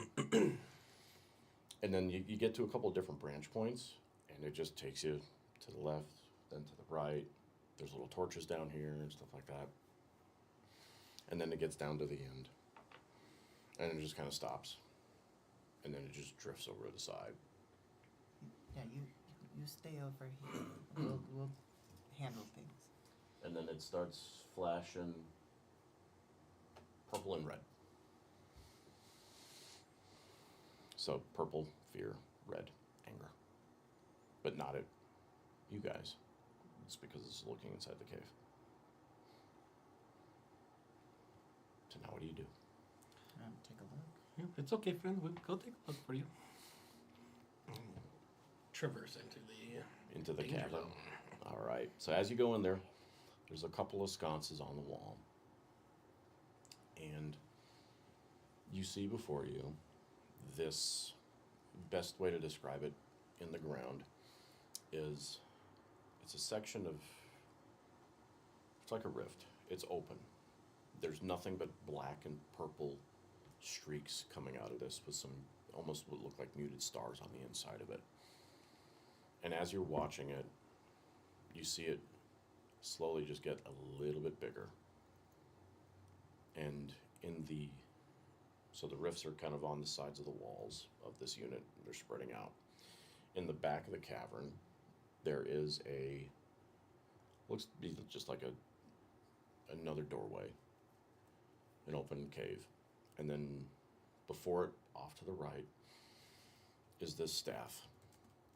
It stands about 6 or 7 feet tall, been planted in the ground.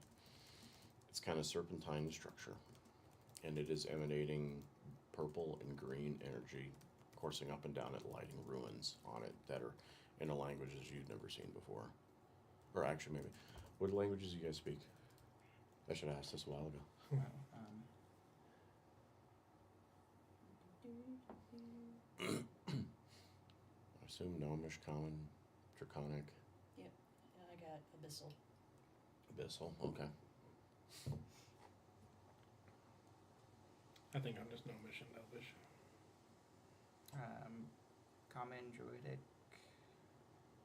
Elvish, Giant, and Celestial. Okay. Cool. Yeah. You don't reckon. You think you recognize the runes? Maybe. Mm-hmm. It's off. It's not abyssal, but it's close to it. Finnish, maybe? But yeah, it's just emanating, and as it pulses, you can kind of see the rift pulse in time with it.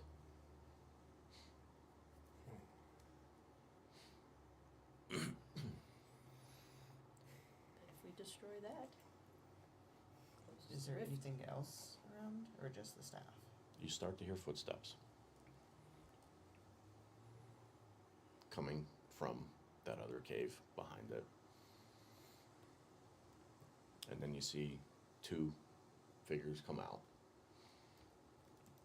They have scales, but they look humanoid. They're mostly wearing darker colors, dark greens, dark browns. And then you look down at their feet, and they're wearing these wide-bottom shoes made of a combination of wood and leather that leave flat, wide prints. They kind of look at each other, and then they look at you. What brings you here?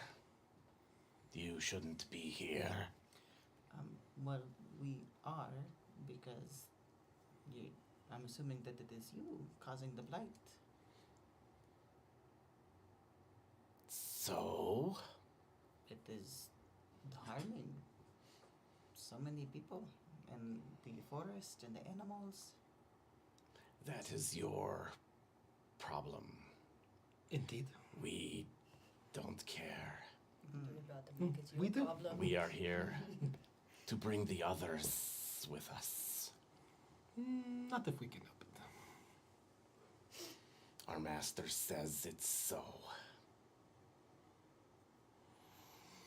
Well, we protect the forest. So you hurting the forest? We're going to stop you. We hurt everything. Then more so. We will hurt you. Don't think so. No, no. Well, okay. If that is the case, then I guess you won't mind if we handle this here and now. And can I take the opportunity of attack to pinpoint it directly on the staff itself? I mean, you could try. Being her twin, I want to attack the 2 people. Can we do this as a joint opportunity of attack? These guys are on edge. They're on edge. They're on edge. They're ready. I'm gonna. So, go I mean, for it. actually, yeah. I mean, Eve, Lahaba can try attacking the staff, and then after that, we'll just bounce into another initiative. Cool. Yeah, because Cool. and then for what you see, so the one that you've been talking to, humanoid form, scales. The one behind it though, comes out, and in place of its hands are snake heads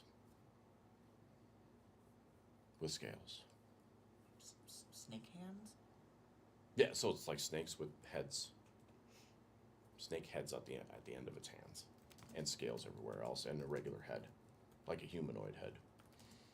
All upright creatures. That makes me uncomfortable. Yeah.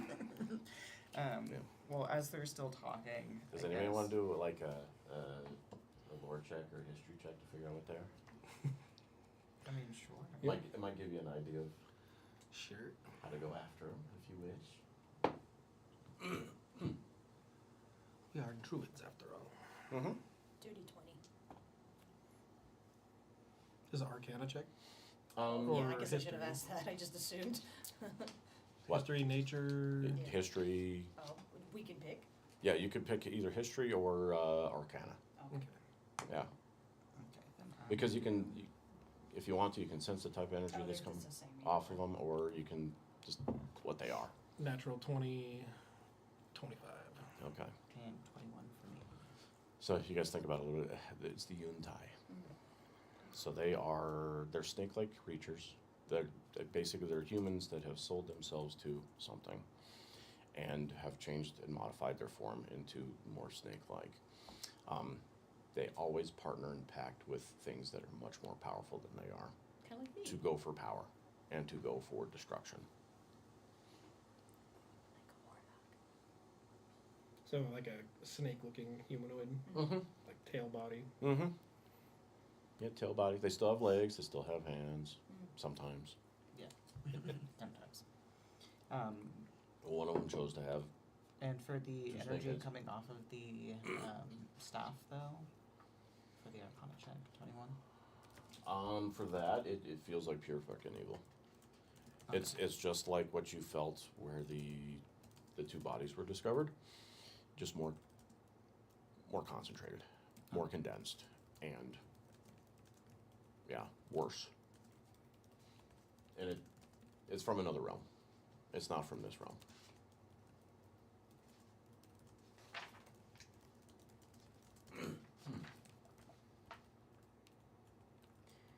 Okay, well. Excuse me, I'm still working here.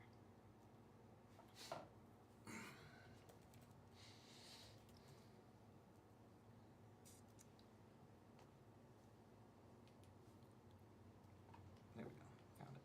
Jesus. Alright, well, I'm gonna go ahead and just, as we're still conversing, just reach my hand up more as like a gesture. Mm-hmm. But point and cast Burning Hands. Pointing at the staff, but again, it's a cone of 15 feet. So. Okay. So as you do that, they've kind of come out of the cave. The one with the more humanoid body, the infiltrator, is closer to the staff. The Malison with the two snake hands is farther away. So it's gonna just be the infiltrator and the staff. Okay. So the infiltrator's ready for it and dodges, or no, it's dexterity saving throw, right? Yeah. Yeah. Yeah. So, So it's damaged then. yeah.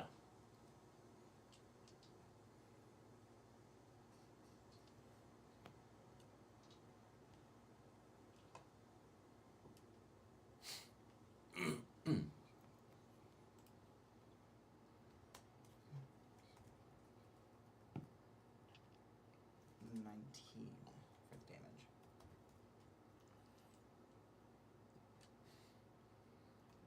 And so All half right. that. So you see the flame cone wash out again. Over the infiltrator, you see it, the flames look at the clothing a little bit, look at the body a little bit, and then it goes out. For the staff, when it encroaches upon the staff, you see it wash over it, but go around it. And that purple and green energy flares up to protect it. And then it dissipates as after the fire's past it. Resistant to magic. And now we roll for initiative.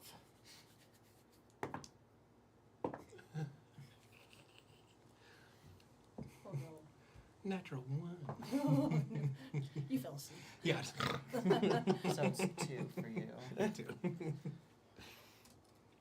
It's 7 for me. Excuse me. 11. Okay.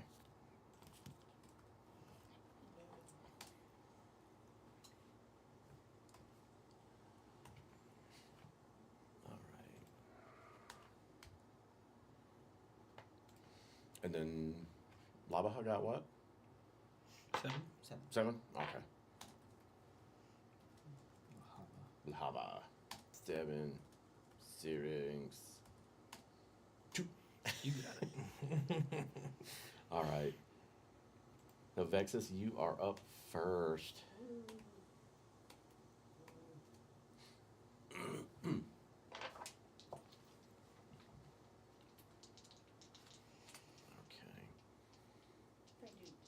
Gonna do an Eldritch Blast on the closest snake. Snake. Okay.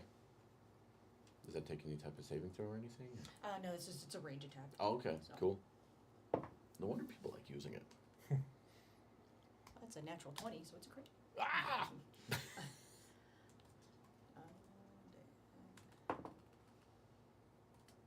So 11 damage. So you targeting the regular bipedal one or the one with the 2 snake hands? The 2 snake hand scares me, so I'm gonna attack him. Okay, cool. How much? 11 total. Okay. An Eldritch Blast? Describe it for me. What does it look like coming out? So it's a crackling energy hurled out as a beam.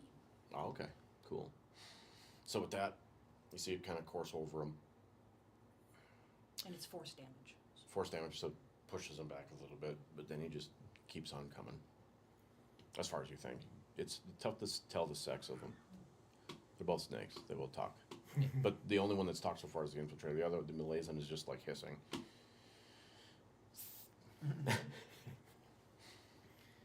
All right. And then after that, it's the infiltrator is up.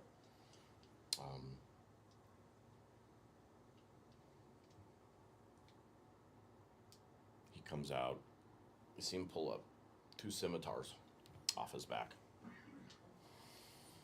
And he starts going actually after Vexus. Walks up to try to hit you with the scimitars. It's like, you shouldn't be throwing that here. Let's see here. I'll just throw more for the next round. Okay, better. Because I can throw next time. All right, so it has a couple of scimitars. No touchy. Let's Don't touch see the here. dragon. So you kind of tell that he seems a lot of practice. First one does does 12 hit? Nope. Okay, didn't think so. So swings once, misses you, kind of duck out of the way. The shiny scales are distracting him. And then does a 15 hit. Nope. All right, second one kind of just slides off you but doesn't do any damage.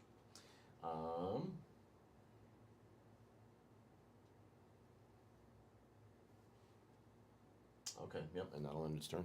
That's all it has for dare. And then after that, the Malison takes its attack, comes out, and strikes at Lahaba because she sent out the flame. You can kind of tell that there is some loyalty between the two of them, but just enough so that they don't kill each other. Essentially, they just want to kill you guys. Let's see here. Does a...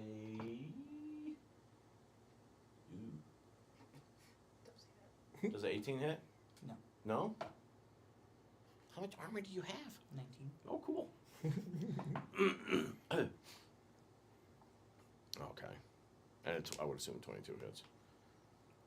Yes. Yeah. So, yeah, the first one, it like tries to reach at you with the snake. It's biting basically, misses you. But the second one catches you on the upswing, clamps into you, and let's see here.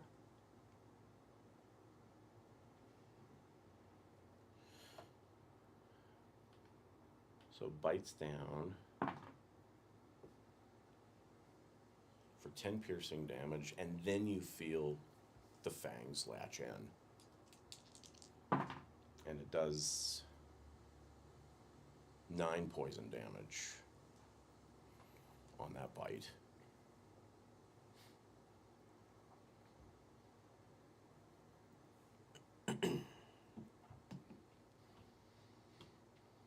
And then, Hey, biting is rude. yeah, it doesn't care. It's angry. There's tattoos on its face and stuff too. Next, Lahava's up. That was my turn. Yeah, now it's your turn after taking the damage. If that is the case, I am going to use my bonus action and summon my wildfire spirit.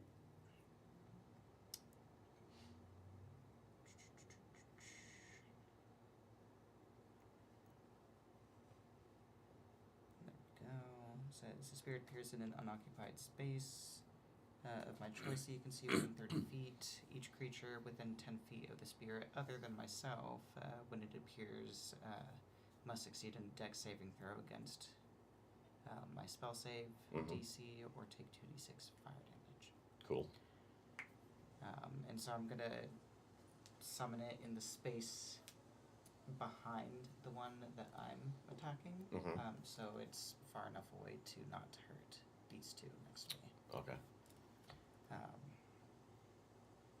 And it basically is just like a amalgamation of semi-sentient fire. Cool. Almost like a little elemental. Basically. Yeah. So, let's see here. Spells and DC. How do I figure that out? You feel the ground rumble underneath you too. 16. For the Spell save DC.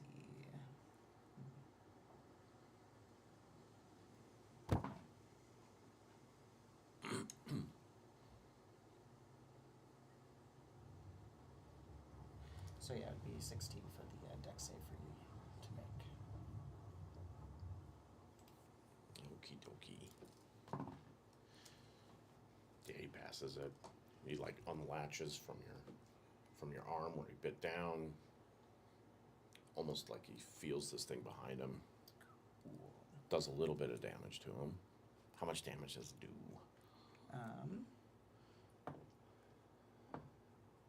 Six. Okay. So that's half of 12. Yep. Also, it goes right after me as well, if you wouldn't mind putting that on Which one goes? the. So it's for my fire thing, just put it next to mine, because this shares the same DC. Fire sprite. Fire spirit. Does it do something now too? Alright. After it comes into fruition? And then Hello! I'm going to take my regular action now. And do produce flame on the one in front of me. And that will be. Does a 21 hit? Mm-hmm. Okay. So that is 2d8. Yeah, fire spell? Yes. Okay. And that is 8 damage.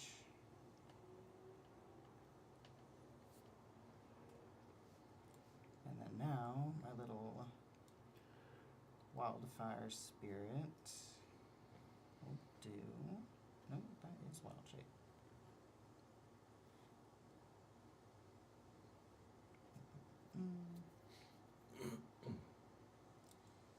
let's see here. Flame Seed.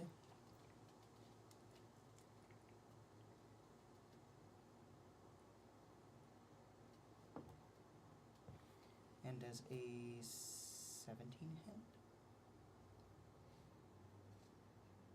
Yes. Cool.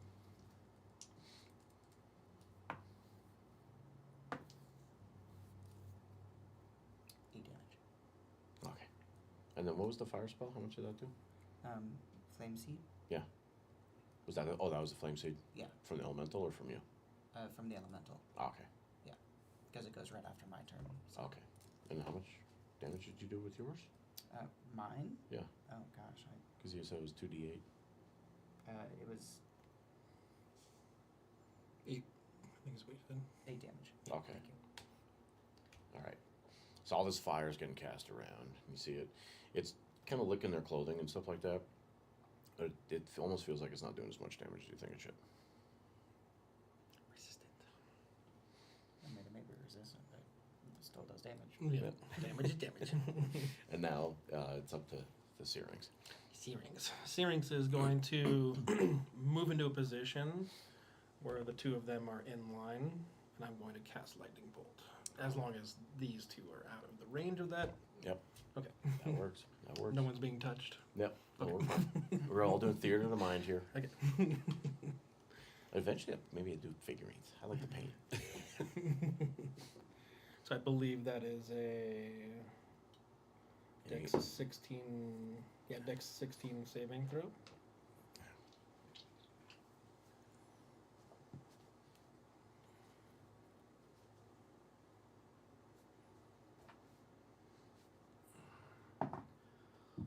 Let's see here. So the infiltrator fails it. The Malison passes. Okay. So then there's a hit of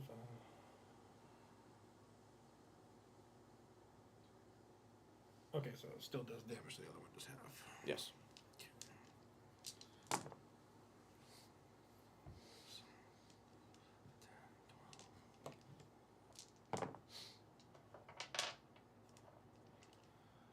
So 20 for the one that failed and 10 for the one that passed.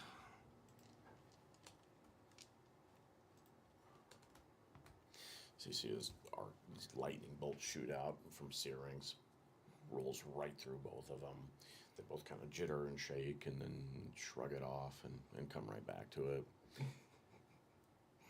And then it's Vexus's turn. Oh, actually, wait. Forgot about something. Before that, though, Oh, yeah. you see the staff pulse. And the infiltrator sends up its hand and says something, and it's kind of, I don't know, like almost like a snake-like language. It's just a bunch of hissing and slurring and swirling. And then the staff lets out a pulse of green that washes over all three of you. And I'm going to need a dexterity 15 saving throw.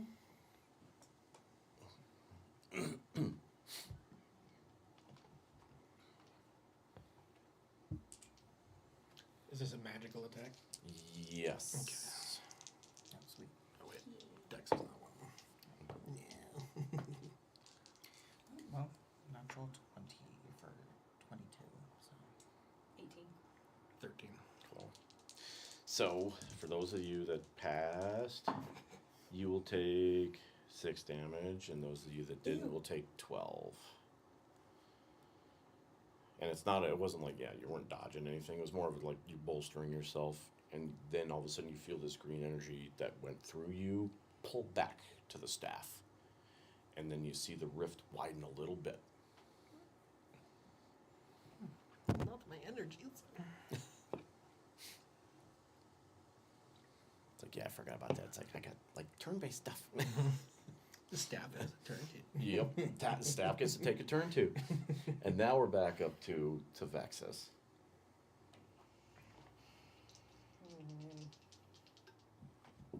Oh, and then for the sake of the battle, I will allow you guys to use the healing potion as a bonus action. Cool. Take it. Because we're level 5. That's enough. You can drink fast. What is the greater healing potion? How much? HP does that restore? It's like 2d4 plus 2, I think. Here it If I'm right. does. 44 plus 4. Yeah, that's right. Yeah, I was thinking of the regular one. Yeah, 44 plus 4. Cool. So it helps. A little bit helps. Yeah, every little bit helps. So we have snake hands, and then the other guy, they're there. Mm-hmm. Close. Yeah, so, yeah, Snake Hands is front of Labaha. The other one's in front of you with the scimitars. And then Syrinx is kind of off to the side, Alright, so I'm trying gonna to multi-hit. cast Frostbite on the snake hands. So I get to will frost upon this creature. He's also gonna debuff him, so he's gonna have disadvantage on his next weapon attack. And it is a 13 Constitution saving. Okay. I have to get used to the microphone here. It's like almost in the way of the rolls. He passes. Yeah, so you take half. So 4. Half the frosty cold. All right. But you're debuffed now. He's slowed. Like frosty. All right, then the infiltrator's up. So, next attack, he swings at you. You said it's with disadvantage? Or- No, that's the snake hands is the one that has the. It's only on one target. Oh, okay. So it's on snake hands? It's not a cone. Yeah, it's on snake hands. Okay. All right. So in front of you is the infiltrator with his scimitars, and he looks at you. We'll dispatch you, and then our friends will kill everybody else that bothers them. We know the dryads are out there. There's no stopping us. So you think. Okay. Let's see here. All right. You. So the first strike, this time, finds true. The 22 hits, I would assume. Yeah. Yeah. And then his second swing, 13 misses, right? Yeah. Yeah. So second swing misses. So he will hit you for. Does 5 damage. It's 5 slashing damage. And then you see him turn. And with the scimitar in hand, pushes the hilt out towards the left, targeting Syrinx. And then you see this green energy shoot out. And then, okay, for that, it's an attack spell. 18 DC or AC. So a 20 hits. So it shoots out poison ray. Ew. And then, yeah, these guys don't have anything. Okay, that's good. There's no lingering poisoning effects that you have to like save for, but it still does some. Okay, and then the poison ray will hit you for 8 damage, coursing over you. Just green, bad energy.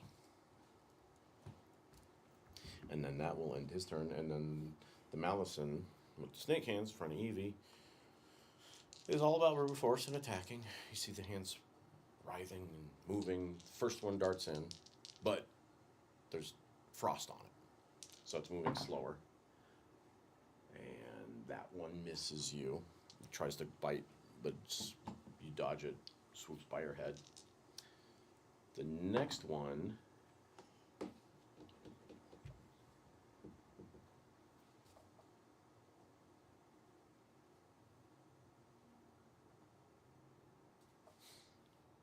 does an 18 hit? No. Okay. The next one also misses you. And you can see it's getting frustrated by it not landing attacks. But that will end its turn. Go. And then now it's on to Lahava. Wow. And the fire spirit. Yes. And the fire spirit. Yep. Alrighty. Let's see here.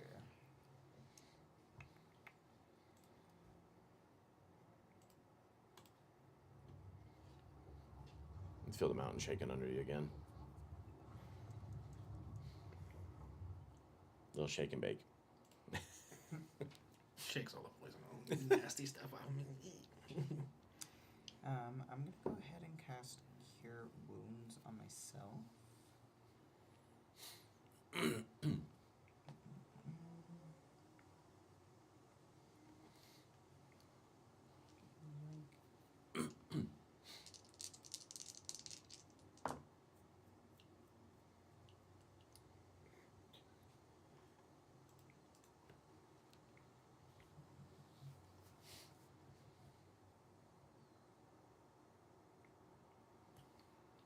And then I'll actually have that end my turn.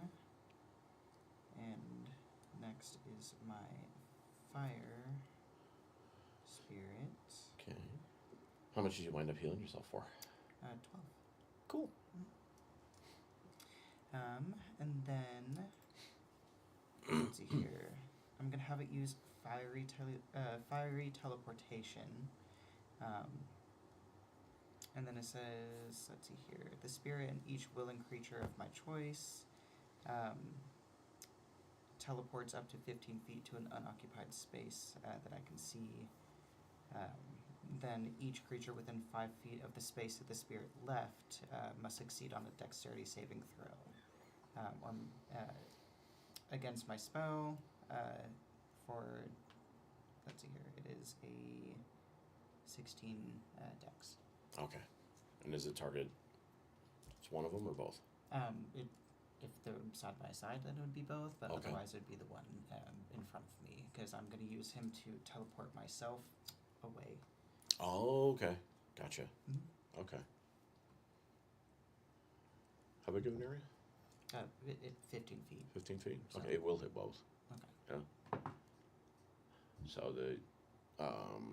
the one on you, the Malison, natural 20. And then,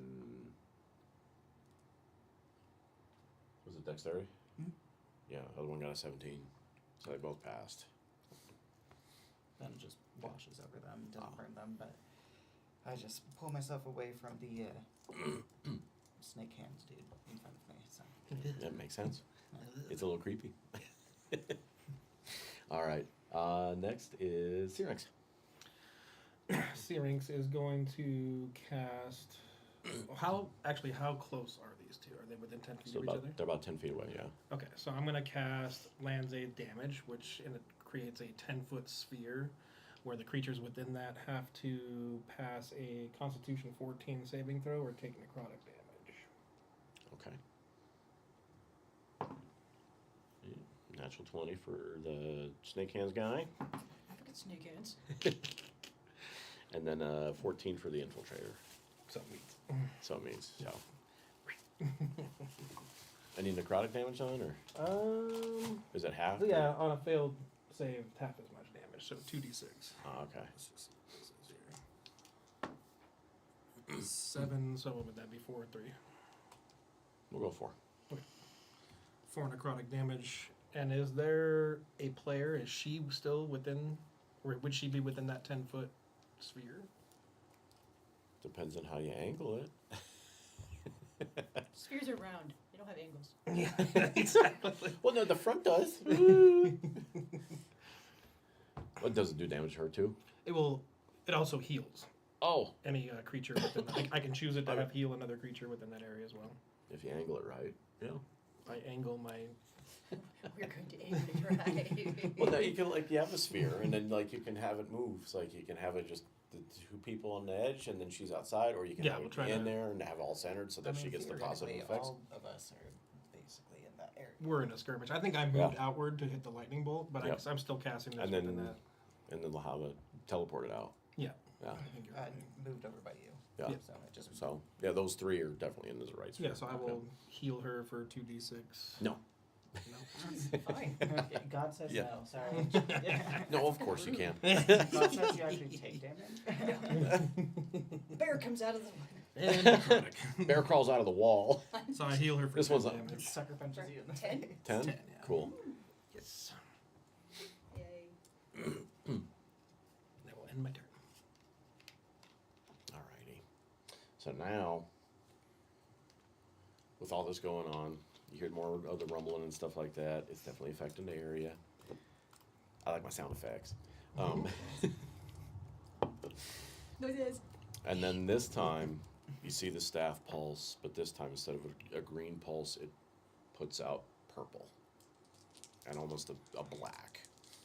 For this one, I'll need 15 DC 15 Wisdom saving throws. I'm fucked. Oh, thank God I got that. Yeah, thank God. You have advantage.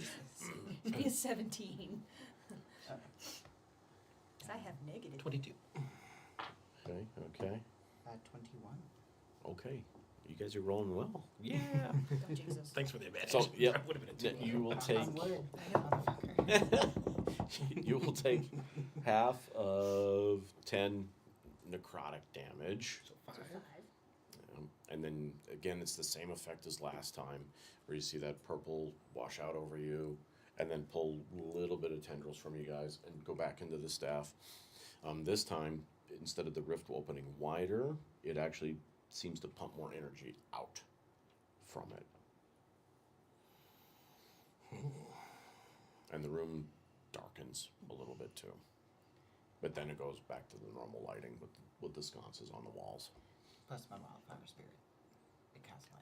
Plus the fire spirit help a little bit too. But it has that weird effect where it darkens everything when it pulses out like that. Dragon's starting to get the stupid idea. You can spit a fireball. I'm gonna go grab the Yeah. I was thinking the same thing. staff. And I'm a little then squishy at the moment for that. it is Vexus's turn. So, So you can entertain the fun idea if you wish. yeah, In an enclosed space. yeah, and I won't provoke opportunities, so. I can reaction and use my modifier spirit to teleport you to the staff. Work. Do that, and I can grab it. Cool. I'm gonna try to grab it. I'm gonna attempt to grab it. Wish, pray, whatever you believe in. Good luck. You're like, what are you doing? Don't ask. Like that. The Can you, ground's shaking though. can you send me to that? Yeah, no, here.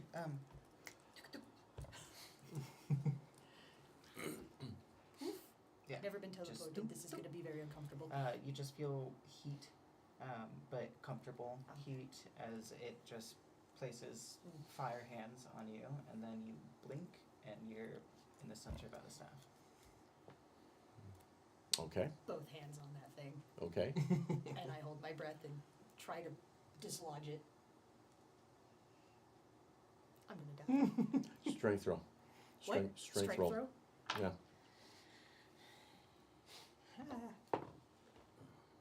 Whole 11. It Yeah. doesn't move. It doesn't move. It doesn't move. It's there, it's pulsating still, the green and the purple running through it, the ruins. Now that you're closer though, you do get a little bit better look at them. You recognize it as uncommon.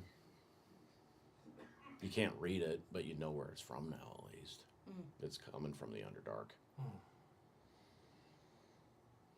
Dirty dark arrows.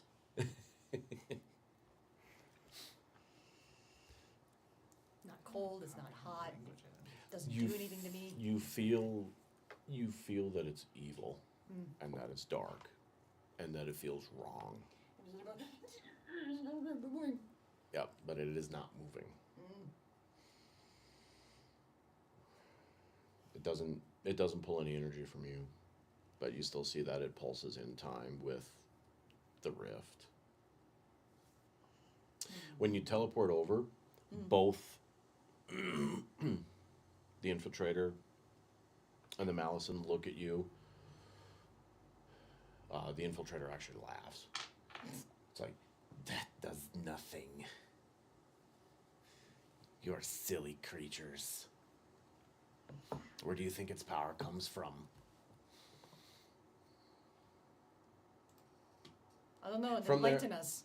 From there, I will allow a spell attack I was just gonna say on the thank two. Yeah, Oh, on the 2? yeah, or one, however you want to do it. But yeah, they're still standing side by side. They haven't moved just yet, but they're about to. Alright. So that doesn't look like you can do anything to the fucking staff? Nope. Nope. You're like, nope. We piss it off a little bit. I could Like- say bad names to it and tell it to go fuck itself. You can taunt it. I can taunt it. Flip it off. Just blinks purple and green at you. Alright. Snake Hands makes me mad, so I'm gonna do Eldritch Blast on it again. I'm gonna use the full 3 beams. Okay. Range 15 for first. That hits. That's a 4, I didn't hit. That misses. Mhm. Not 17. That hits. Yep.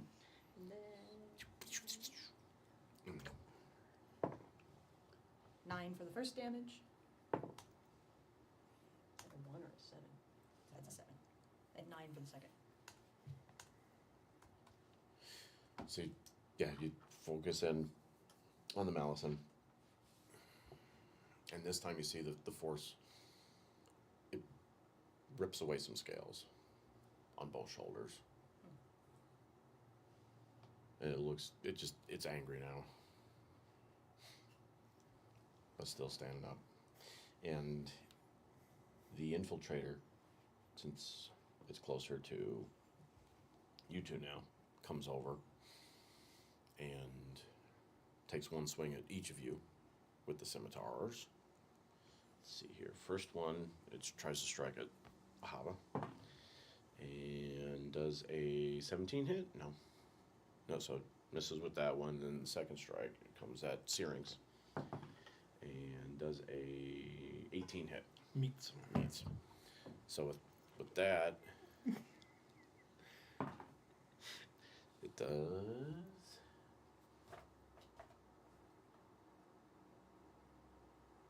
9 slashing damage.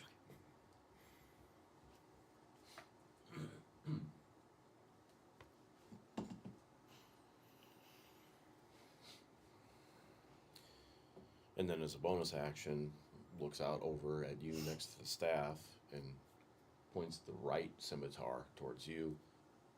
Poison ray comes out. Hide behind the staff. It's you.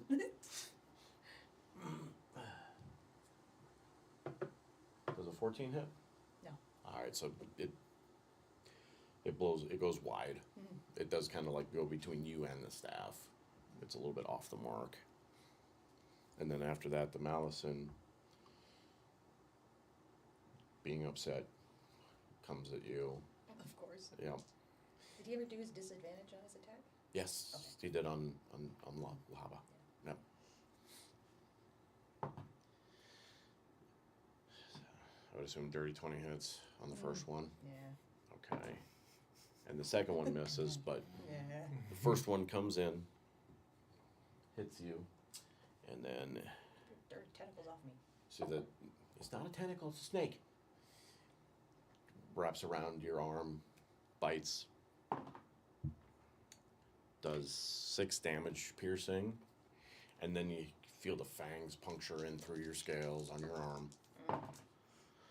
And it does 9 poison damage.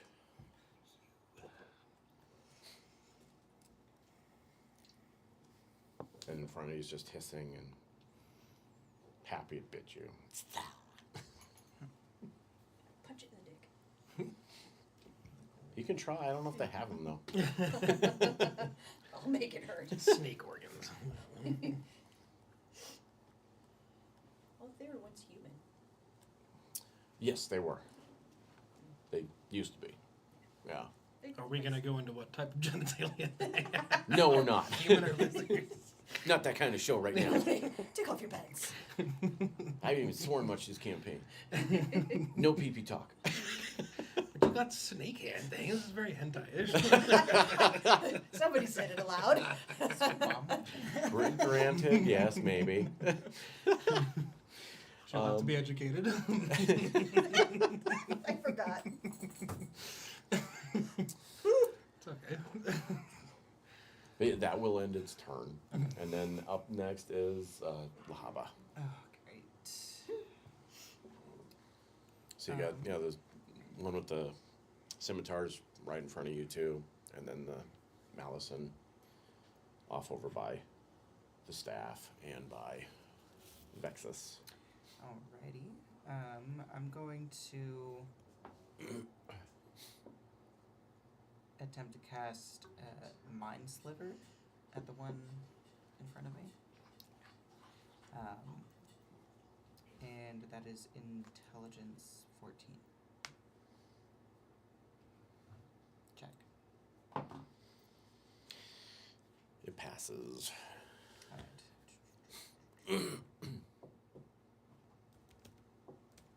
The thing is slightly smart. Sorry, smart. Slightly smart. Okay. Give me just one moment.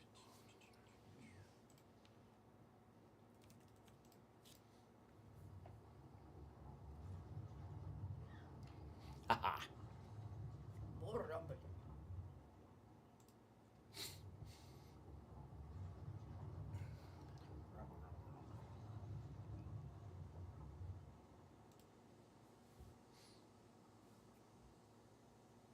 Where is my... Alright, if that's the case, I'm gonna go ahead and...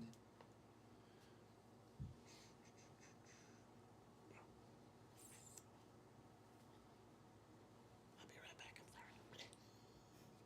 Shame on you. It's the coffee. It keeps me awake. Keeps peeing. Yeah.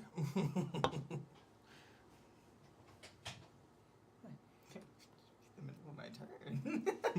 He's like, Okay, bye. he's gotta go to pee. He should be DMing from the chat here. He's like, Right. you get a bottle. Pee in a bottle. Let's put a catheter on him and call it good.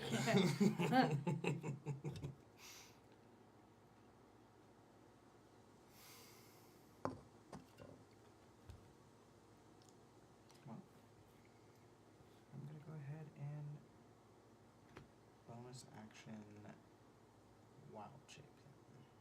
I don't like these sneaky. Well, that's probably what I'm gonna do too to just get some bonus HP. Yeah. Gotta do the potion, because I'm at 3. Org. I'm gonna turn into a dead dragon.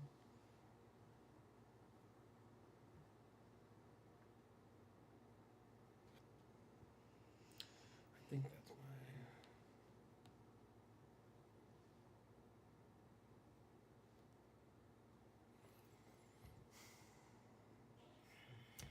Yeah, I had a.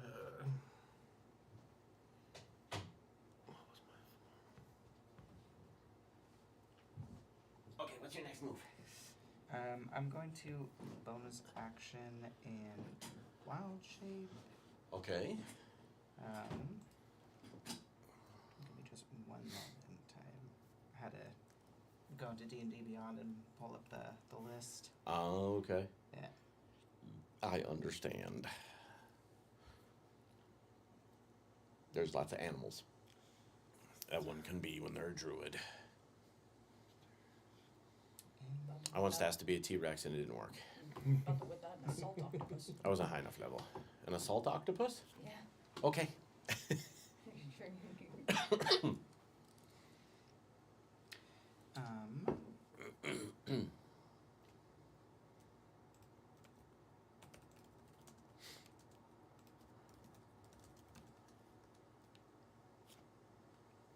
Would you allow a giant wasp? Because it's just a flying insect. With my thing, it's CR half, Mm-hmm. and that's what it falls under. So Yeah, I'll allow. That works. cool. All right, then I do that.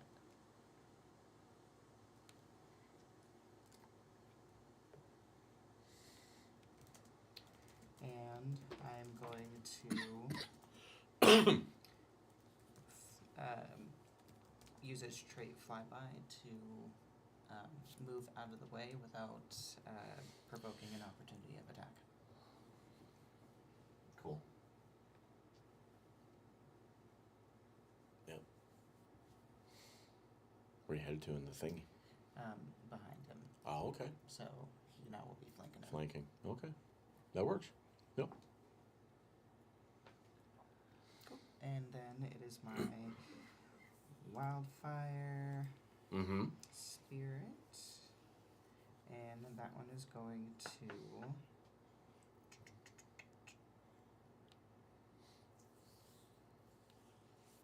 do Flame Seed once more.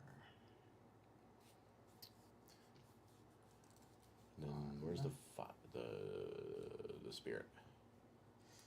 Still by her. Okay, so it's by the Malison. Yeah. Okay. And that's the one that will attack. And does a.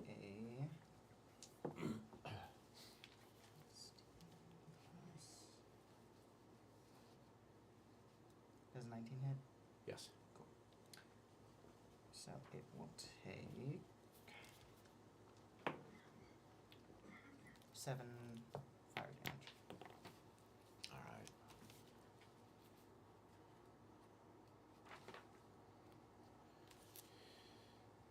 Yeah, the Malison's starting to look a little worse for wear at this point. Its clothes are scorched. Scales are kind of sloughing off of it. See a little bit of blood. A little bit of blood here and there with it from the wounds. My turn. Alrighty. And then up next is Syrinx. Yes. So I'm going to use my bonus action to pop that greater healing potion. Okay. Question: my moonsicle adds a D4 die Uh-huh. to healing spells. Is the potion considered a spell? No, Okay, so it is not. Pop that. Okay. So was that 4d4 plus 4? I believe Yes. is what it was. Okay. Yep. So let's do that. While we're thinking about that, I'm going to use my wild shape to transform into my little chimera that has the stats of a warg. Okay. After I heal with my potion. So that's 6 plus 2 is 8 plus 4 is 12. So I heal for 12 Okay. with the potion. So, little game mechanic thing for you, if you wish. Mhm. So when you transform, you take on that animal's characteristics and also its health pool. Okay. I thought And- that was like a temporary HP pool. That once I get down, I'll go back to my character's HP that I'm currently True. at. Yes. So Yeah, pop so- the potion before, so that when Okay, I that do works. de-evolve Yep. or whatever we want to call it, Yep. I will be at a higher HP. That works. I appreciate that. Yeah. So let's see here. So heal for 12. And then transform into my chimera. A cute little teleporting lion. Then I got my 26 temporary HP.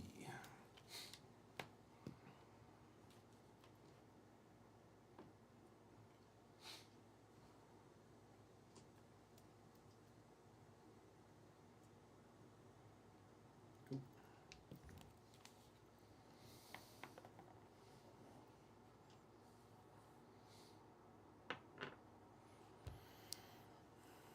That Alright. ends my turn. That ends your turn. Yes, my bonus action was the potion. Yep. All right. So now we're back up to the top. I'll wait till EB gets back. Yep. No, we got the staff action first. Oh, the staff. The staff's got to do its thing. Did you remember you had advantage? Mhm. Go ahead. He I didn't transformed. get into it. So. He's in the chimera form now I too. also have inspiration too. I don't think So- any of us have used. Yep. You still all have inspiration. Mm-hmm. And then the infiltrator sees two flying things next to it now, where it used to have two gnomes. It's like slightly confused, but not really. It's like, I need a fly swatter. All right, but Giant fucking wasp. but first you see Like a the floating lion thing. you see the staff start to blink a little bit faster, and then it pulses out energy. This time it's a combination of the pink, or not the pink, the purple and the green, with a little bit of black infused into it too. This time I'm gonna need wisdom saving 15 throws.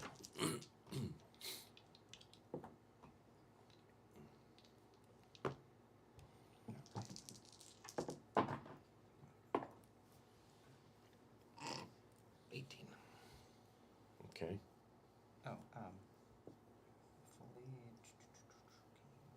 Give me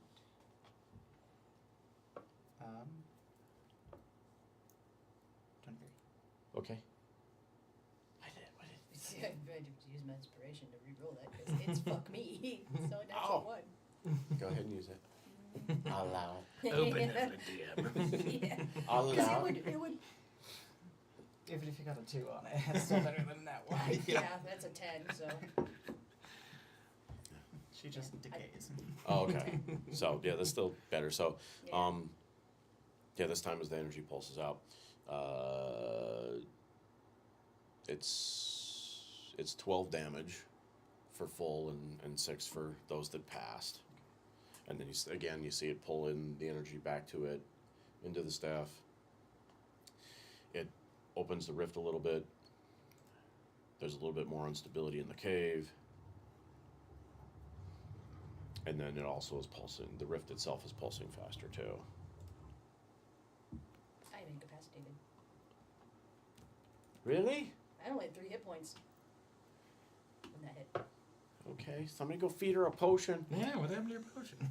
Because I hadn't come around to my turn. I'd gotten hit after in Oh, between. the staff. So mine, and then something hit, and then I was waiting to use my potion on coming back around my turn. But yeah, asshole got me with the poison ray, or the snake freaking the poison shit. So yeah. Oh yeah, on Mr. the bite. Sneaky. Yeah. Yeah. Okay. So, yeah, you see Vexus go down next to the staff. The Malison that's standing over you then just kind of turns and looks at the 2 flying creatures now. So it was Vexus' turn. So you roll for the saving throw for the sleepiness, as we call it. Go to sleep. Natural 20. So I saved myself. You pop back up Mhm. with 1. With 1 EP. Yay. Yeah. Now leave me alone. No, well, no. At this Yeah. point, because like I said, he turned around to see Yeah. the flying creatures, So now I can use my potion. and then, after that, it's the infiltrator's turn. So he's got the wasp behind him, the chimera in front of him. He's gonna swing at the chimera. Let's see here. Oh, okay. 21 hits, I would assume. Yeah.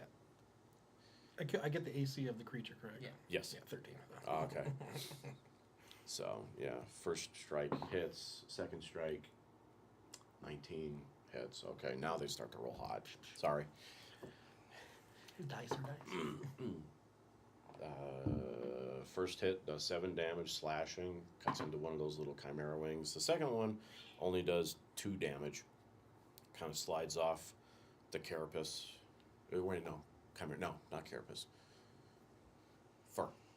For a chimera. And then it raises its scimitar, and then tries to basically almost blind fire behind it the poison blast at the wasp. And for the wasp, was a 15 hit. Okay. And it does 13 poison damage to the wasp. And it's still like fighting, hissing, standing.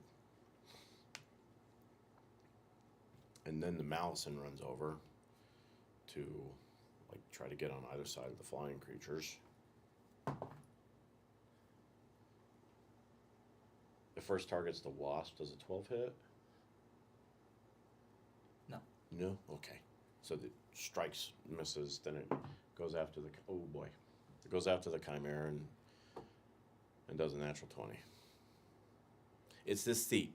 It rolls hot. It rolls hot. My porky, mira. So, let's see here. Didn't even get to use my. Sometimes it works that way. Like, I mean, there's been times where I've transformed. Okay, so for the bite, it only does 4 damage, piercing, and then it's got the poison thingy coming through, and it does 5 poison damage. Hanging out by a thread. Yeah, and that will end its turn. So now they're both over there by you guys, And next up is Lahaba Cool. in wasp form In wasp form. with the stinger and the buzzing. I'm going to. We were talking about wasp before we came in. They're over there. Try to stick it to its back. Ooh, okay.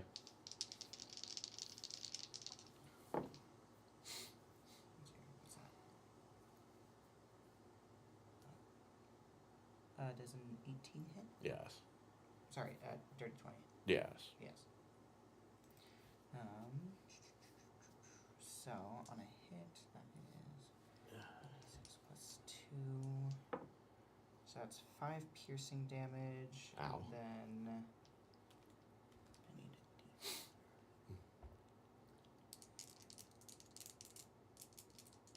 a D. 6 poison damage. Okay. So you see it really react to the sting. Like it shrieks, hisses, as this giant stinger goes in its back.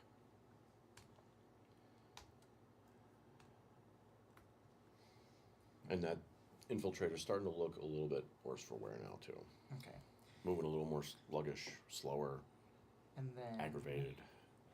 the I need to go back to this page and then go over here and then down here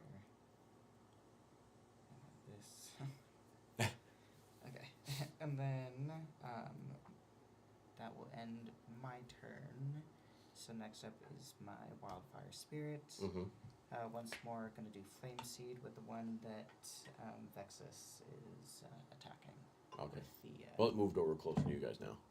well, we did. Yeah, but still, same thing. Yeah. Yep. With the snake hands. Big hands. That's your 16 hit. Yes. Cool. Awesome. And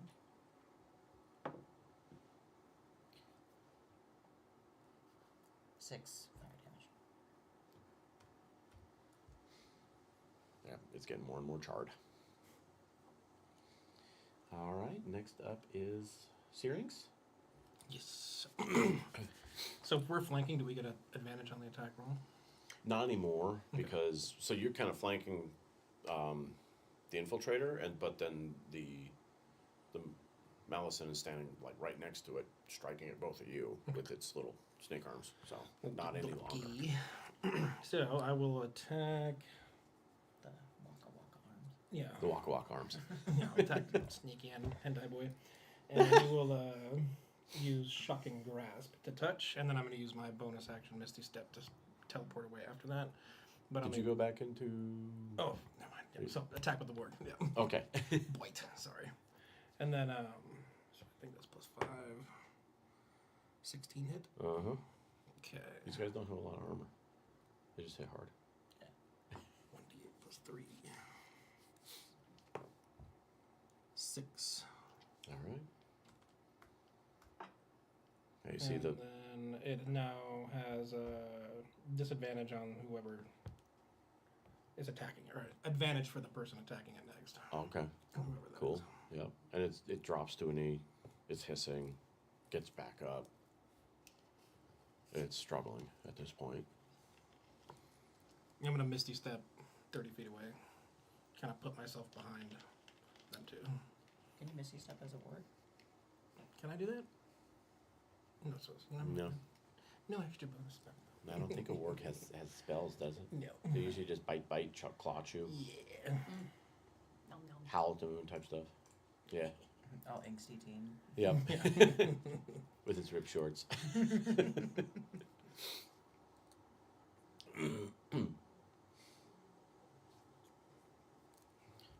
Next up is Next up is the staff.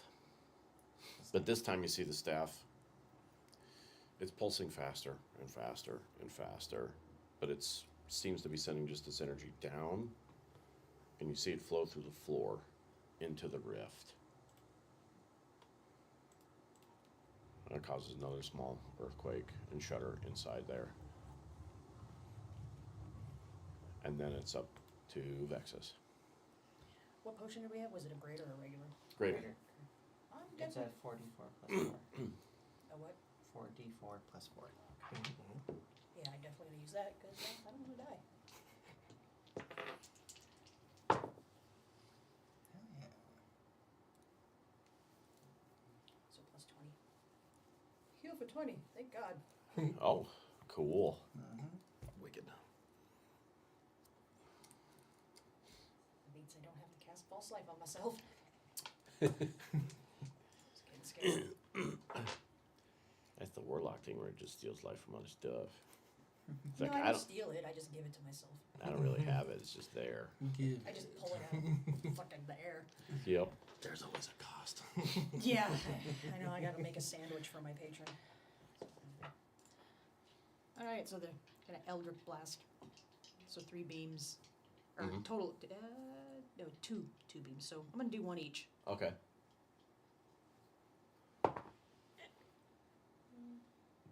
17 for the first hit. Hits.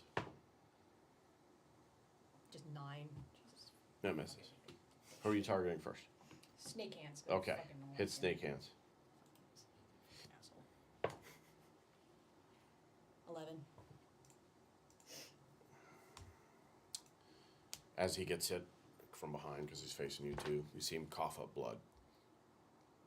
And go down to his knee and then get back up. And he's swaying. A little tough. And then, got anything else or allow it yet? That's I did my bonus action with the potion. With so the yeah, potion. mhm. Yep. All right. Next up is the infiltrator. Gonna do the same attack pattern as last time. One swing at the chimera, one at the wasp.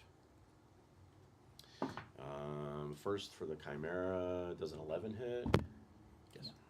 Oh, wait, no. No. 13? No, 13. No. 13 is. Okay, so misses that.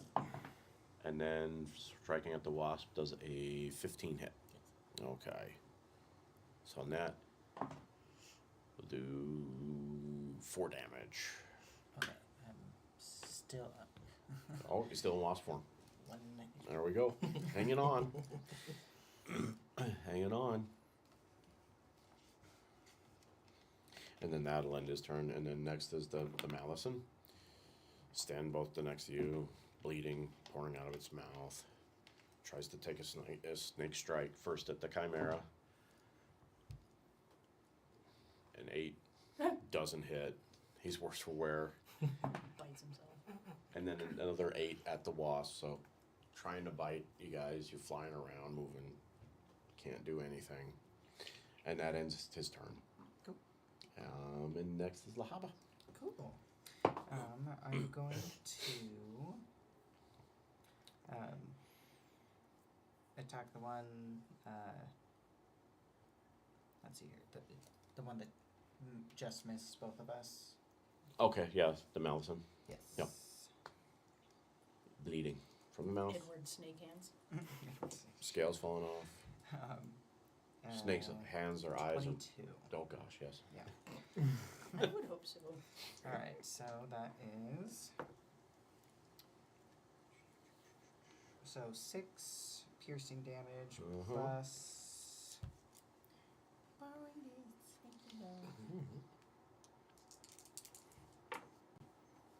Uh, 5 poison. So the wasp form comes down, strikes at him. You hit him right where his heart should be. You hear this kind of sickening crunch of the rib cage and this hole, and then the snake hands drop down, and he just falls back, blood pouring out of his mouth and just staring vacantly into nothing. Then he is down. So dramatic. Yeah. So, yeah, all you have left is the infiltrator, and then your fire elemental is up now, Cool. or little fire spirit. Fire spirit. Let's see here. If that's the case, should be flanked now by the 2 of us, technically. Cool. So.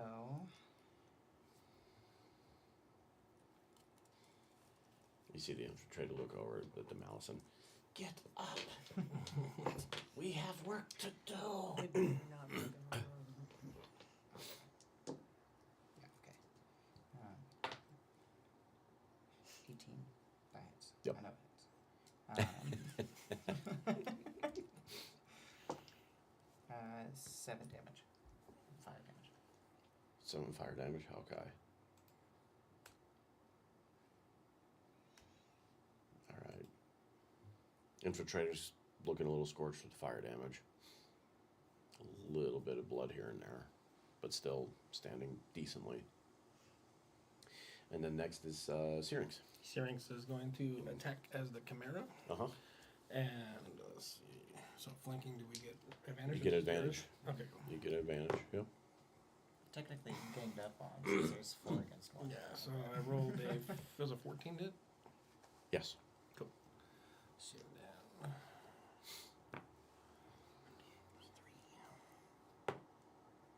11 damage. Piercing. Okay. The bite does a lot more than you thought it would. You see it. Where'd you bite? Just stay like On my the shoulder. yeah. Shoulder just tore open, bleeding down its arm. Its left arm now is basically just hanging useless. Tendons hanging off. Yep. Okay. And then when the Malison went down, the purple energy in the unit, in the staff, started to ebb away, and the green is not as bright now too. And it's trying to flash faster, but the staff almost looks like it's alive, and it's trying to hold on. And it's trying to pour energy into the rift, but the rift is actually now starting to close a little bit. And then up is Vexus. The staff doesn't have the ability to take any action right now. At this point, I'm actually going to get up and run at him and put my hands around his neck and use chill touch. And, Okay. So pretty much a melee hit roll. Okay. So 18 to hit, Yes. and it's a 2d10. Ooh. Gonna kill this one. 2 ones. 12 damage. All right. I'm just like shaking it back and forth. So- You fucking die. As you shake them, and basically it's a cold touch, right? Yeah, it's chill touch. So you see the frost spread. Well, it's actually a necromancy spell, so it's a grave touch. Oh, It's- okay. Great touch. So So it's chill of the grave. It's So a you little bit okay? darker. Perfect. So you see it, your hands wrap around it. Its body goes cold, and then it starts to wither in your grasp. It spreads from the neck down through its torso up to its head, turning almost necrotic but cold. And then as you're shaking it, the head starts to come loose, and then it rolls off, and then its body goes backwards. And then the staff, all the lights on it shut off, and the rift is slowly closing, but there's still this occasional purple black pulse that comes from the staff to go into the rift.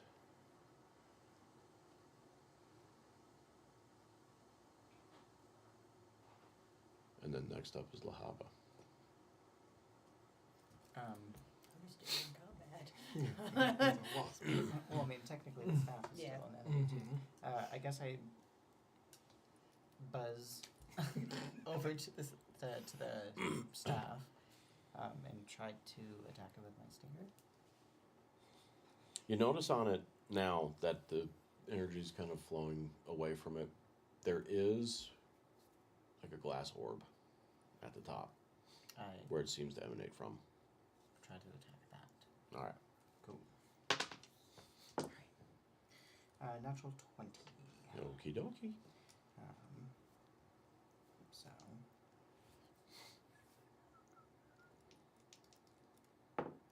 So that is 7 piercing.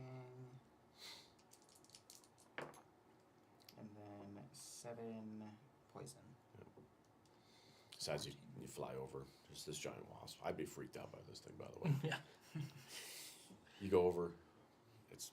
The staff is not moving. It's pulsating. You hit it with its stinger right in the orb. The orb shatters. And as it does, the rest of the rift in the room starts to close much faster. The purple energy that was coming out of it almost seems to be pushed back into the ground. And then the staff falls over and the top of it shatters. The earthquakes in the area subside. You hear them a little bit off in the distance still, but at least where you guys are now, it is calming down. Also, once you shatter the staff, you see the bodies of the infiltrator and the Malison start to decay very quickly.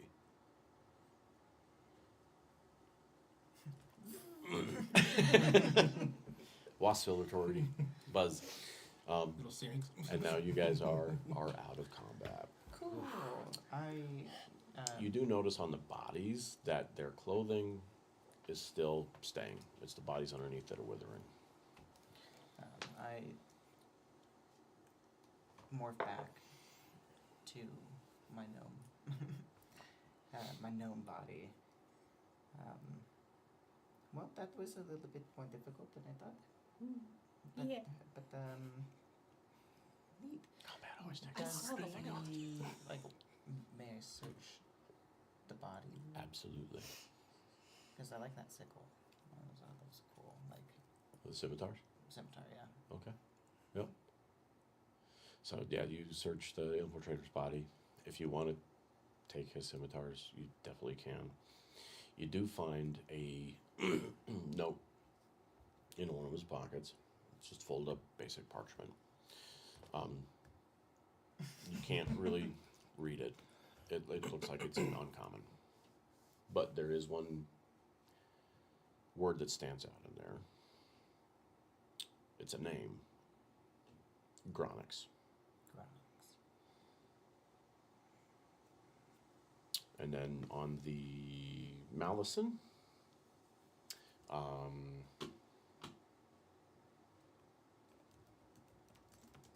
you guys do find one greater healing potion, and then on both of them you find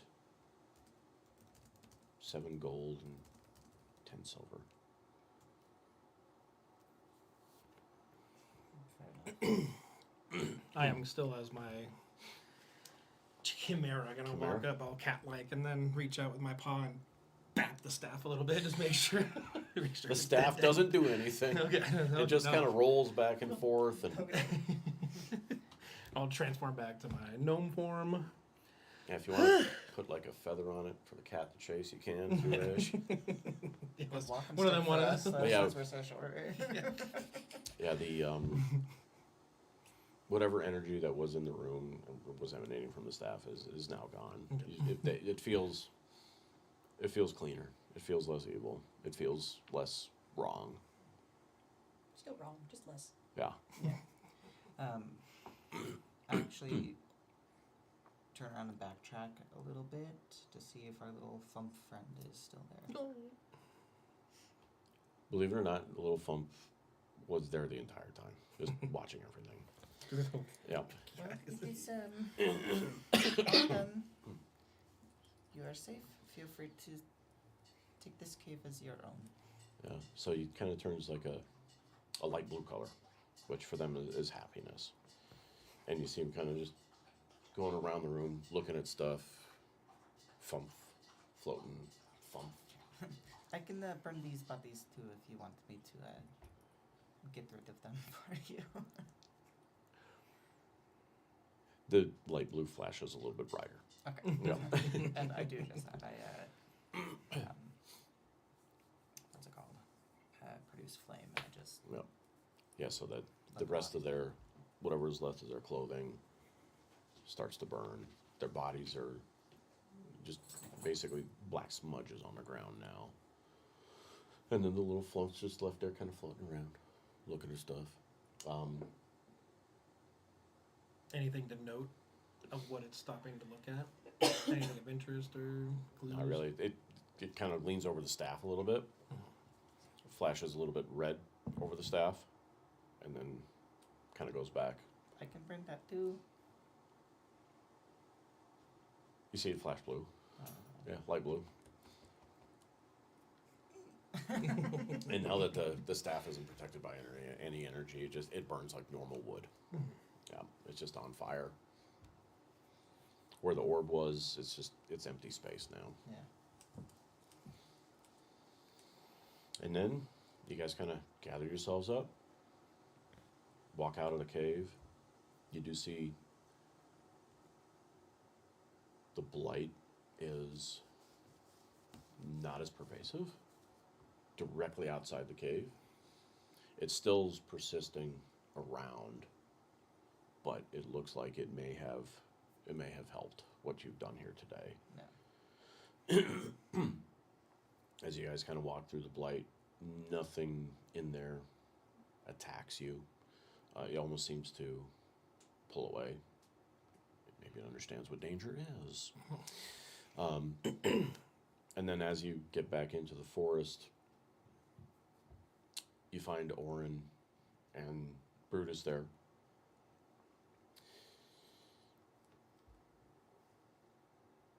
You're all alive.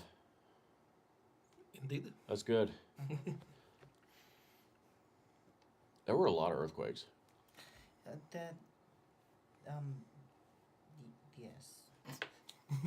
So whatever you did, it helped. I think it's good. The raven I sent came back.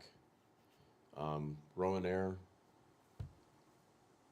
said that if you guys do come out, to send you back to Lorinor. They found out some more information, and it sounds like your guys' work isn't done yet. But what you did definitely helped. Yeah, we ran into some dryads that said there are 4 nodes that we destroyed one. So definitely more work needs to be done. Yeah, that makes more sense now because wherever I've gone lately, it's the same. So there's definitely this is a multi-pronged attack. It's not an easy task. Enemy. What was inside the cave? 2 snake people? Fucking Yuntai. Mm. I hate. Get the figure in it. And Brutus starts to growl. Yeah. He understands what's going on. We killed them. Then there was this staff that was pulling and pushing out the energy, which created a rift, which is what is causing the blight. But we killed both of them, and then we destroyed the staff. And now the blight is receding, at least from that point. Did they say who they're working for?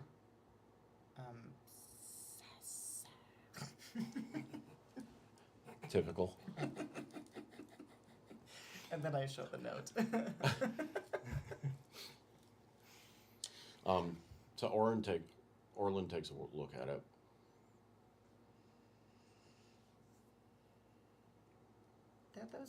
That was my reaction as well. Gronix. Mm-hmm. Ronar knows about him. Good to know. I've heard this name before. This is not a good thing. All right. I wasn't Yeah. expecting good. No. Yeah. Yeah. Get back to Lorinar. We gotta figure out what our next steps are. Let him know. I hate doing this. Let him know I'm willing to help. If This it is gonna be bad. If it doesn't put you and Brutus in too much danger, We don't care at this point. If we don't do something with this, we're gonna lose our house.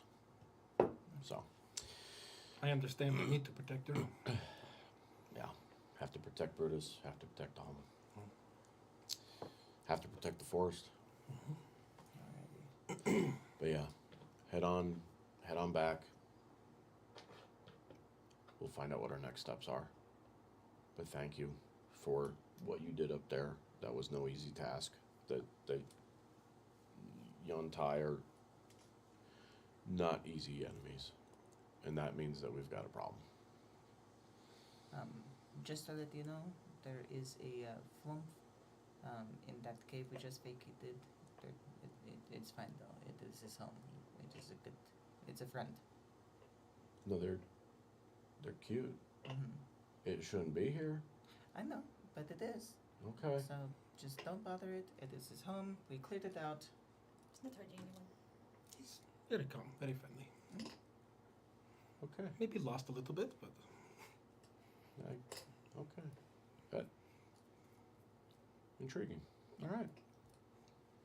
So if you see any weird lights That's that thing. Yeah. aren't accompanied with an earthquake, then it is fine.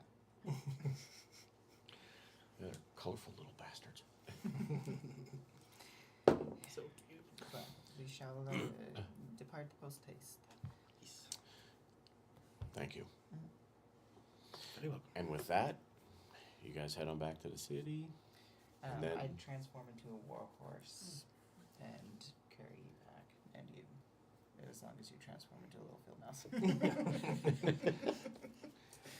I transform into a weasel. That I works. wrap myself around her neck. That works. Yeah, you guys travel back. And then we will end it here for this session. You running Thank off you in the so- distance with a weasel scarf. And a Weasel dragon. scarf and a dragon Oh, yes, king yeah, I just guess kind of I hanging am. out. Around your That's neck. probably very dirty. Nope, that's okay. You'll It's clean. okay. I'll be fine We They, are they have all baths for dirty. you in the main city. with a sponge. No, actually, dragon can get loofahs. You get fancy stuff. Loofah. to help get in the scales and Yeah. get them out again. But guys, thank you for being along for the ride. It's been a pleasure. Yeah. No, I hope everybody was entertained and that the pacing was good. Battles always take longer than I expect them to. Yeah. But yeah, they're magic resistant to everything. Yeah. Half damage on all of it. That's what Like, I was thinking. Yep. Yeah. Yep. I read that. But no, thank you for this is the first time I ever DM'd these last 2 sessions, and I had fun. I had fun thinking of the story, I had a lot of fun. and I'm glad you guys were along for the ride. And for everybody watching, thank you so much. Thank you.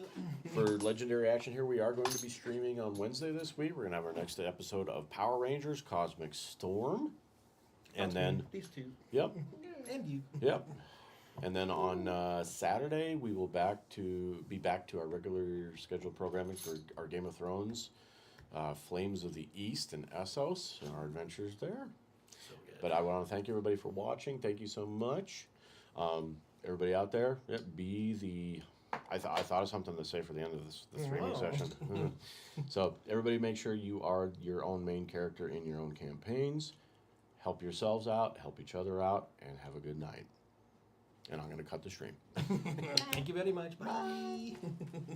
Much love, and now we wait. Yeah.